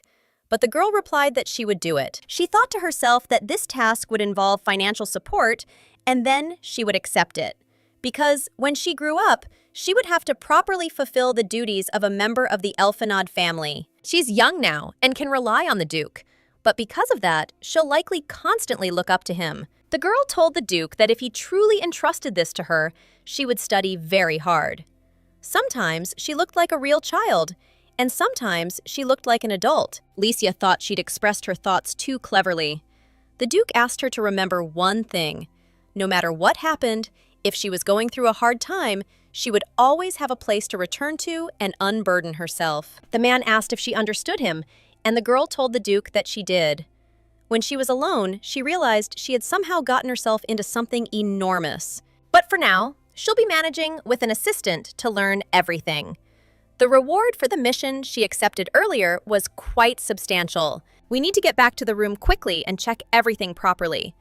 Veronica suddenly appeared in front of the girl and cast a careful glance at her. The woman asked the girl where she was rushing to in such a hurry, since there was still time before the evening banquet. She began to remember that woman who told her to live as if she were dead, because no one needed her in this house. When Veronica finished speaking, the girl asked her who she was. The woman was simply shocked by such a question and looked at the girl with a contemptuous gaze. Veronica told Lesha that, no matter what, everyone in the estate needed to be known. The girl exclaimed that it was true. She remembered, and the woman was Mrs. Veronica. She had been absent for a long time recently, and she probably didn't recognize her because her manner of speech had changed so much. The woman thought it was probably on purpose. Licia asked her if she could go if she had nothing else to say. She had something to do. Veronica asked what the matter was and said she could help if there was anything. The girl exclaimed that no, and that this was something she had to do herself. Veronica decided that it was most likely because this was the matter that the Duke had entrusted to her. Did he really finally hand over the management of the treasury to this little girl? And so quickly? As she thought, she'd have to figure it all out herself. What could an adopted girl like her do? Licia didn't listen to this woman, but ran off to do her business, as she needed to quickly resolve everything and begin the task. He has no right to claim the Elfenad's glory for himself. The woman remained stern-faced and began to rage at the girl. She turned to her and asked her to listen carefully. Just because she formally entered the Elfenad household as an adopted daughter doesn't mean she's truly become an Elfenad person. It would be problematic if she harbored foolish delusions and the Duke simply fulfilled the temple's insistent request. So let her live here as if she were dead from now on. There's no one in this house who would welcome her. Veronica asked if she understood, and the girl replied that she did. Then she said that was good, and asked her to finish cleaning properly. Licia was delighted that she'd gotten the drop on her too. Veronica's face was a sight to behold, and the girl immediately burst out laughing. When the woman left, she happily crossed the room and approached the system monitor, peering into it. The girl decided to check the quest she'd just received. It said it was too wasteful, and that saving should start with the ones closest to her. Lesia continued to stare at the screen and chuckled, thinking that she hadn't noticed it back then, but now she was looking and seeing everything. But the lives of only those people depended on it. The girl closed her eyes and said that if she'd known what the contents were, she would have turned down the job as manager of the Internal Treasury. She fell for the word limited. Suddenly, laying off so many people was completely absurd. Licia considered putting this matter off for now. She sensed someone behind the door and asked who it was. They told her it was Noah. She immediately opened the door to the boy, and she became curious why he suddenly came, and she asked Noah what happened. The boy's eyes glistened with tears, and he asked when she had become so close to his mother. Lessa asked if he was talking about Mrs. Veronica. They had just exchanged a bunch of barbs, and what was he even talking about now? They spent time together for the first time in a long time today, and she kept asking about her. This woman even does this in front of her own son, and she felt a little awkward. Lesha immediately began to calm the boy down and said that it was because she was simply interested in what his mother was doing. She must be reacting this way because she's been asking a lot of questions lately. Noah, with tears in his eyes, asked if she was telling the truth. The girl replied that, of course, it was true. On the contrary, Mrs. Veronica talked more about him. She felt like she was lulling a baby to sleep. They'd only recently managed to mend fences with Noah after the last time, and now they'd almost had another fight. Leisha asked him not to be angry, and he asked why he was angry. The boy, crossing his arms over his chest, told the girl that he certainly wasn't angry, since Lesha was his aunt. The girl told Noah that he was better than most adults. Leisha noticed that she truly felt tenderness and wondered if this was her aunt's feeling. For some reason, the expression on her face irritated him. He approached the girl and said that even if she was his aunt, the seat next to his mother at dinner tonight was his. Lesia replied with a smile that of course it was his, and that it wasn't exactly an attractive spot for her. Meanwhile, many dishes were already ready for dinner, which began 3 hours later in Elfinod's house. The table was already set and the guests were seated. The girl wondered if the Duke had arrived yet. Although he's been working a lot lately, he must be very busy. Veronica suddenly approached the girl. She said that it seemed the Duke was preparing a birthday present for her, and had she thought about what she would do when she received it? Leisha doesn't even know what she'll get yet, but she already has to think about it. The girl said she'd probably say thank you first. Veronica asked if she really intended to accept him as is. She again asked the girl to listen carefully. Refusing a gift at least twice is a rule of etiquette. But what etiquette is she talking about if Lesia is a commoner, so her parents couldn't teach her manners? It's no wonder she doesn't know much. Veronica said that if she wanted to learn more about etiquette and aristocrats, she should come to her. If that proved too much of a hassle, she could turn to Noah. She added, looking at her son, that he was smart and could explain everything well. Noah replied that of course he would help. Lesia thought to herself that right in front of her own son, she had just made a veiled criticism of her. But she thinks the boy doesn't understand this. Then, as a former commoner, she'll tell him straight out. The girl remarked that she actually had parents now and was being raised well. Veronica responded by asking Lesha not to hide anything. The fact that she was abandoned near the temple is a well-known fact, and the absence of parents is not something to be ashamed of. She looked at her son and asked if he thought so too. Noah had no choice but to support his mother. Leisha now finally understood the boy's behavior. Everything he did to her, he simply learned from his parents. That's why she can't just let it go. And the more she thinks about it, the angrier she gets. Lesha asked Mrs. Veronica if she was prepared to stand by her words. The woman asked what exactly she meant. Responsibility for denying that the Duke was her father. But there's a big difference between a biological child and an adopted one. Leisha asked Noah if she wasn't family to him. The boy seemed cornered and didn't know what to say. But to the girl's surprise, he exclaimed that Leisha was their family. Veronica didn't expect even Noah to be there for her. Axel, sitting next to her, thought about how he didn't even have to help her. They announced that His Grace the Duke was entering. He said that Noah was right, and that everyone whose name was entered into the Elfenad registry was family. The Duke explained to the children that quarrels between family members are unacceptable, especially since even children try so hard. He lowered his head, closed his eyes, and said that adults in the house should especially set an example. When he finished this sentence, he looked at Veronica and asked if she understood. The woman told her father that she understood and would remember it. The Duke announced the opening of the dinner and asked everyone to begin eating the prepared food. After dinner was over, Lesia came out of the room and, catching her breath, said that she was very full. She thought to herself that Veronica had her fill, and the food was delicious, and this was simply the best evening. She decided to move on and knocked on Axel's door. The girl wanted to ask after dinner, but he disappeared so quickly that she missed the moment. She wanted to ask Axel if he was okay, but then she saw Eugene standing in front of her. Lesia hadn't expected such a turn of events. The girl leaned over to the boy and asked what he was doing there. She asked if he was okay, and Eugene smiled and replied that he was. Lesia asked where her older brother had gone and what he was doing there alone. Eugene explained that he had been studying before the mentor left for dinner. He just went into his study for a bit to get some books. Lesia realized why Axel had left right after dinner. It was precisely because of Eugene. The boy explained that he was simply grateful for the magic lessons and thought it would be nice to at least clean the room. Suddenly, he heard Lesia's voice and immediately went to the door. Clearly, he was having a hard time too. The girl helped Eugene carry his books and said it was hard to study until so late. She asked if his teacher was too strict. The boy replied that he wasn't and that he wanted to study on his own. Lesia reflected on Eugene's immense thirst for knowledge. Perhaps he could offer some advice on the quest. The girl turned to the boy and asked him to listen to her. She would ask him a question, and he should try to answer it. Eugene asked what question she wanted to ask. Lesia asked him what he would do if he had the omnipotent power to find happiness. But on one condition. Happiness would have to be taken from others. The boy asked if there was a right answer to this question. Lesia replied that there was both. Axel suddenly appeared and said that of course. First of all, he himself is important, so it's right to take everything for himself. Lesia saw her mentor and asked how he'd answered without even thinking, and how heartless he really was. Axel asked the girl what kind of manners it was to call her brother heartless. The boy explained that he was making this choice because he was ready to take responsibility for the consequences. Axel looked closely at Lesia and explained to her that she was too young to understand his intentions. The girl thought about how he was now playing the big brother in front of Eugene.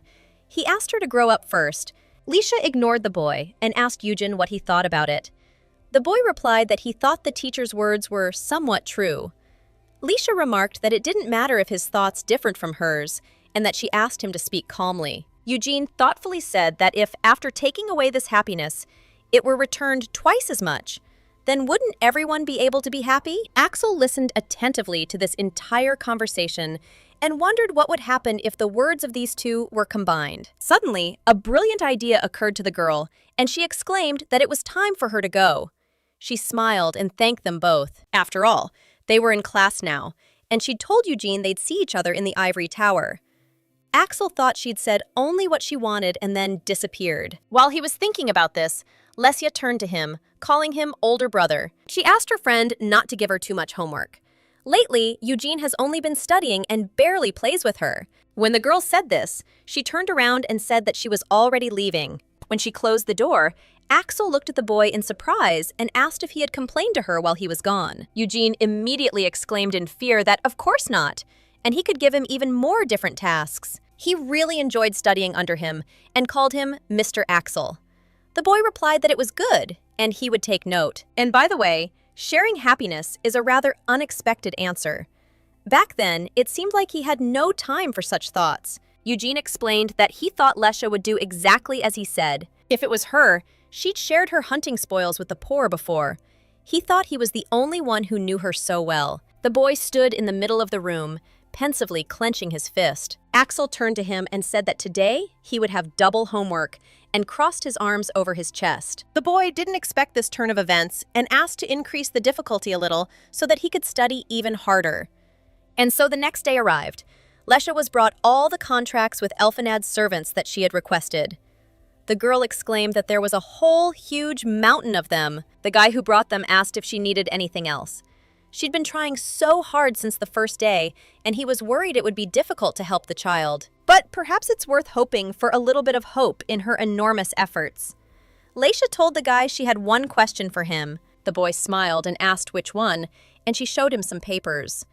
Lisa asked if it was possible to do this using her powers as treasury manager. When the boy looked at the list, he said it was possible, but doing so would cause an uproar in the estate. She's still so young, so he should really talk some sense into her.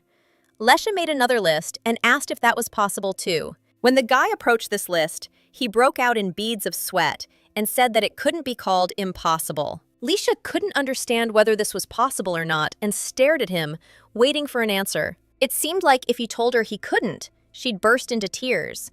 So the boy laughed, so as not to upset her, and thought about how best to explain it. He looked at the notes even more closely and asked them to wait. He remarked that this was a completely unexpected approach. Most likely, only a child could have come up with such an idea. He asked the girl if she could wait a little while, and he would bring her a stamp for her signature. Lesia was overjoyed and exclaimed that she had succeeded. The system reported that the God of Economy quest was successfully completed, and at the same time, all of Elfenad's servants were dismissed. A maid knocked on the mistress's door and said it was Anna, and she wanted to tell her something urgently. The girl continued to knock loudly on the door. Veronica asked her to come in, a cup of tea in her hands. She asked what had happened this time. Anna explained that she thought she should know about it. She explained that Lady Leisha had just fired all of Elfenad's servants and then rehired them. Veronica replied that this was a pointless idea. Could she really have come because of a childish prank and caused such a commotion? Anna replied that she had thought so too at first. But after their dismissal, she questioned the servants about their grievances and, taking into account their suggestions for improvement, reinstated them under new, fairer contracts. Everywhere there's talk of nothing but the mistress. The servants thank her for this from all sides. In fact, some of them have even begun to say that it would be a good thing if the mistress became the head of the family. Veronica immediately, very rudely, put the cup of tea on the table and said that, judging by everything, this girl's insolence was going beyond all bounds. The woman clenched her fists and said that as the eldest in the house, she should say a few kind words to her. Leisha was very happy and ran down the hallway humming songs. She thought about how she had been called so suddenly and how she thought she was about to be scolded. The Duke sat in his chair and explained to the girl that the assistant had said that before making a decision about cash, she had tried doing the work of servants. He smiled at his daughter and exclaimed that this was a wonderful approach. Leisha initially thought that he would scold her, but now she was pleased because the Duke himself had just personally praised her. She'd earned a whole bunch of paradise coins, and now she could buy a whole bunch of things without any worries. Lesia laughed and talked about how the whole day had been full of pleasant events. Suddenly, Veronica appeared in front of her and said that the man who managed Elfenad's finances was running around the corridors like this. When a young lady behaves so recklessly, she can't help but worry. Lesia thought she should have run into the very person she least wanted to see. Veronica said they said she fired the mansion's servants and then renewed their contracts. The girl replied that this was exactly what happened. The woman continued to say that employment contracts are essentially rules established by Elfenad. If everything is changed so casually, wouldn't the House of Elfenad be known as two-faced? The girl looked closely at Veronica and asked if she meant to say that everything should have been left as it was. Leisha explained that the contracts were outdated and needed to be updated. The Duke also said everything was fine. Veronica asked if she really thought everything was okay and she'd done the right thing. She said that everything was fine, and before, she'd just been an adopted daughter who cleaned warehouses. And now, when everyone around her is showering her with gratitude, she must have imagined herself to be an important person. But if she blindly trusts people and becomes arrogant, it will create problems for her and will always be so. Will she be able to make the right decisions in the future? Leisha thought that this was her aunt again and asked if it was all true because she didn't know about it. The girl thought that she was starting to get tired of her.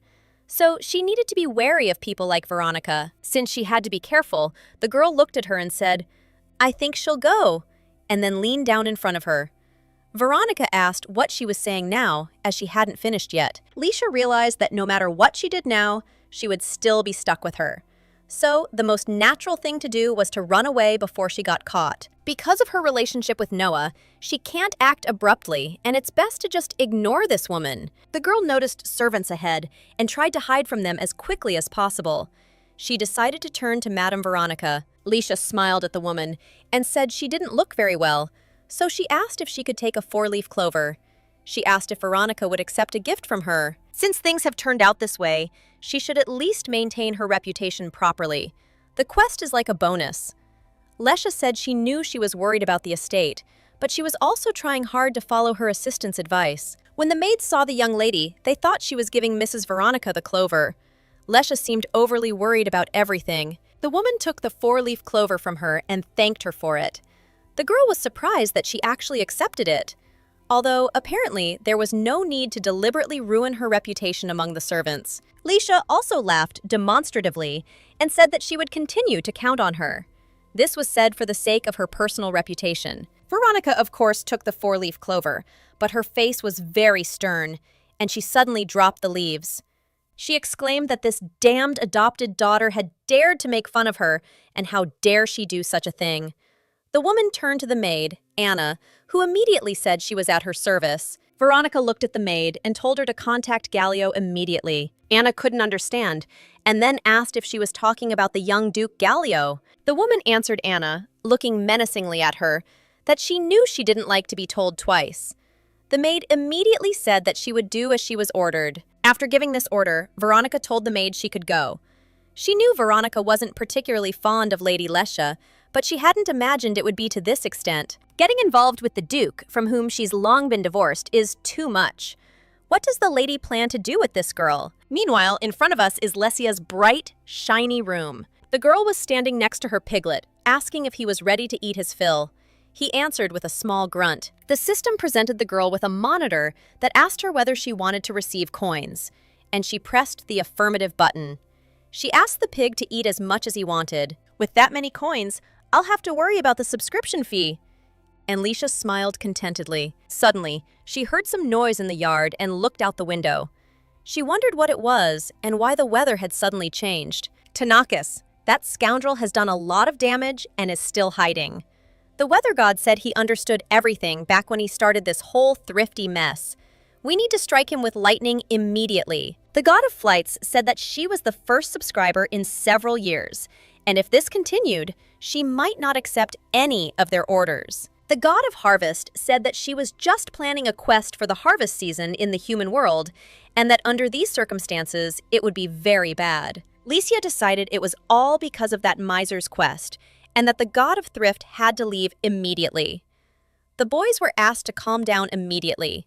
A girl with two wings appeared and said she had a good idea. Then the boy asked the person in charge of subscription rebirth what the idea was. The girl thought that since it was difficult to return already issued coins, she could create a situation where they would be needed and force people to use them. Put a product on the heavenly market that your subscriber can't refuse. She'll take everything from here to there, and that sounds pretty good. If everything is done correctly, the subscriber will spend everything herself, and this is the best solution. The girl decided to put everything on the market, all the goods she wouldn't mind paying for, and she clapped her hands with joy. Anything that could tempt a subscriber. Lesia, watching this, thought that perhaps it was because of the quantity. Absorption takes a long time. Looking at her piglet, she thought that just seeing so many coins was already nice. And could this really be the life of a rich person? She glanced at the Celestial advertisement. The Celestials had learned she'd received the coins and were panicking. The louder the message, the more desperate the advertisement seemed. Lesia apologized for not needing anything urgent and pressed the button. Celestial advertising was only for saints, and bulk deliveries to the heavenly market were discounted. Life could be changed with coins. Lesia couldn't understand what had happened. She'd said she wouldn't buy it and accidentally clicked on a heavenly ad. She couldn't figure out what it was and decided to just watch. What if she found something very useful in front of her? When she looked, she saw a portable altar from the main temple, still in its packaging. It was very convenient and essential for donations. With it, you don't have to go to the temple every time to make donations, and that was very tempting. Meanwhile, in heaven, the guys noticed a subscriber carefully examining a certain item, a portable altar. The god of laziness laughed and said he was talking about how the subscriber would buy his product first, and she clearly liked to take the easy way out.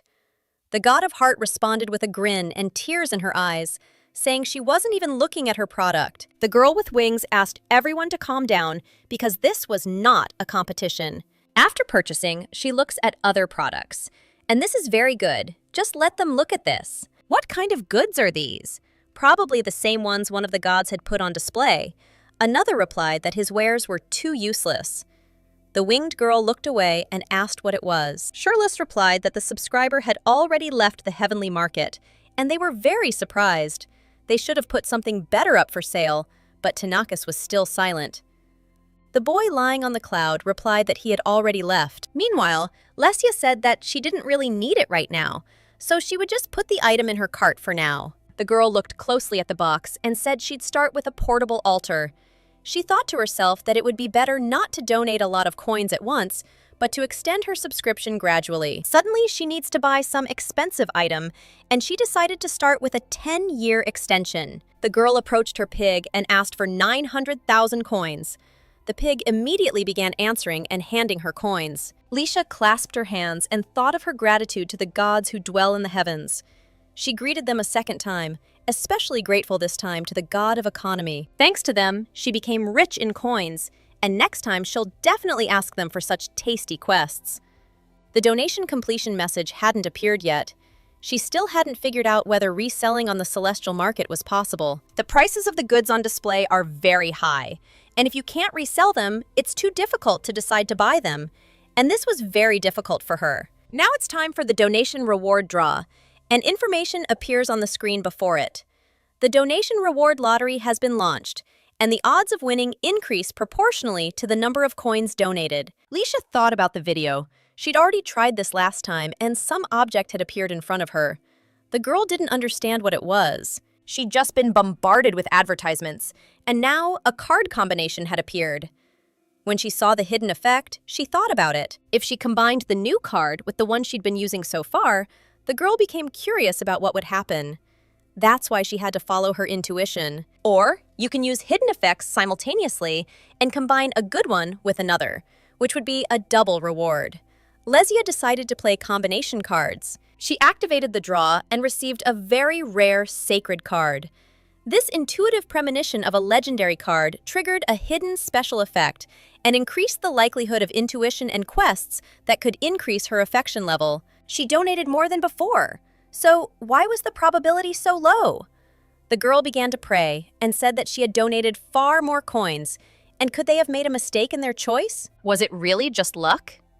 Lesha looked at the door and heard the maid say there was something urgent that needed to be said. The girl asked to wait a bit, as she was curious and decided to test the card's effect properly later.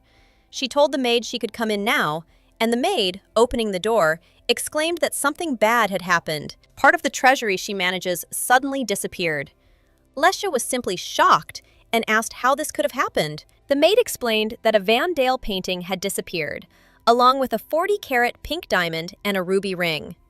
A small amount had also been stolen, so it was highly likely that it was someone from within the household. But this had never happened before. Leisha, too, couldn't understand why the treasury had suddenly been robbed. She had a sudden, intuitive premonition, and her intuition suddenly sparked. She needed to look around carefully, and perhaps she'd find something. Lesia found a fallen hair and wondered whose it belonged to, as it was a rare color. The boy remarked that there were too many servants in Elfenod. It would be difficult to find the culprit based on hair alone. This was expected, but perhaps he could report it to the Duke immediately. The maid mentioned that the Duke was away. Leisha decided it was probably time to buy that very thing. The girl had already reached the heavenly market and was looking for what she had clearly put in her basket. Lesia found it and finally decided to buy it. A heavenly object appeared before her, an all-seeing magnifying glass. It looked like any ordinary magnifying glass, but if you focused the lens on an object, it would analyze its precise composition. The system reported that it doesn't affect living beings. It might be possible to find the hair's owner with its help. She foolishly found a hair of Anna's maid, and Leisha was very surprised when she learned about it. Who was Anna? And was she the same maid who had just spoken to her? So this is Madame Veronica's maid, and several hours have already passed. Veronica said with a wry smile that it was confusing, suddenly showing up and asking to speak to her maid alone. She apologized to the girl and said that Anna was her person. Whatever the case, proper etiquette would have been to first ask permission from her owner. Licia replied that in that case, she was going to tell her straight to her face. She needed to ask Anna something about the treasury she managed. The girl continued to explain that some of the treasury's items had been stolen. Veronica asked what this had to do with Anna. Is she afraid the Duke will reproach her and try to shift the blame to anyone? If so, she asks him not to worry too much. Even if she reports it to the Duke, he won't scold her too harshly. Children often create and lose things. If she apologizes and refuses to manage things in the future, she'll help her. Veronica was simply shocked when she saw the girl laughing. Lesia showed her the hair Anna had left behind. The woman laughed to herself and thought about how the girl was so confident because of one hair. She was very cunning, but she was still a child, to suspect just because their hair color matched. Veronica asked if she was making fun of her now. What she said to her maid in front of everyone was tantamount to an insult to her. Licia asked in response if she was saying that the manager should remain silent for the sake of the other party's honor. Even if Mistress Veronica had used the maid to steal funds, the woman became very angry and asked what she had just said. From a common-sense perspective, it was impossible for a maid to plan everything alone. Lesia explained that the volume was also too large for one person to handle. The girl turned to the assistant and asked if she was telling the truth. The boy replied that it would indeed be difficult to steal all of this alone. The missing items include a Van Dale painting, an Ottoman bronze helmet and gilded armor, 2 marble sculptures, plus parts of ancient gold coins, and a brooch with an emerald stud. But only the pink diamonds and the ruby ring were missing. Licia pressed her finger to her lips. She said she hadn't said exactly what was missing. Only the assistant Lily and she knew about it. The criminal whom the girl had just exposed in front of everyone had just been found. Licia thoughtfully said that it wasn't entirely clear who was worse, the one who ordered it or the one who actually stole it. The girl suddenly turned to a maid named Anna and asked what the maid thought about what she had just said. If she lied now, she'd immediately go to hell. Before the girl could finish speaking, the maid fell to her knees and began begging for forgiveness. The maid began to explain that she was simply doing as Mistress Veronica ordered. She gave everything she had stolen to her mistress. She began begging for forgiveness again. The guys standing nearby weren't expecting this, but they were glad the culprit had been found. Thus, thanks to the confession of the maid Anna, the case of the theft from the internal treasury was solved, and the truth came to light. As the girl walked down the corridor, she heard many rumors and truths that were said about Mrs. Veronica. The servants quickly spread the rumors throughout the estate. Lesia decided to go elsewhere. There was no point in going there, and Veronica's punishment was the loss of all powers as mistress of the house. The Duke probably made this decision with Noah in mind. Even though she's a villain, she's still this boy's mother. However, even after learning the truth about what kind of person his parent was, will he be able to still love her? The girl, thinking about this, didn't know what would actually happen. But now, she just wants Noah not to be hurt. A guy appeared in front of her and said he was just looking for her, and she recognized his voice. Servian activated his movement magic. It seems the investigation into the flute is complete. That's what he came to tell Lesia.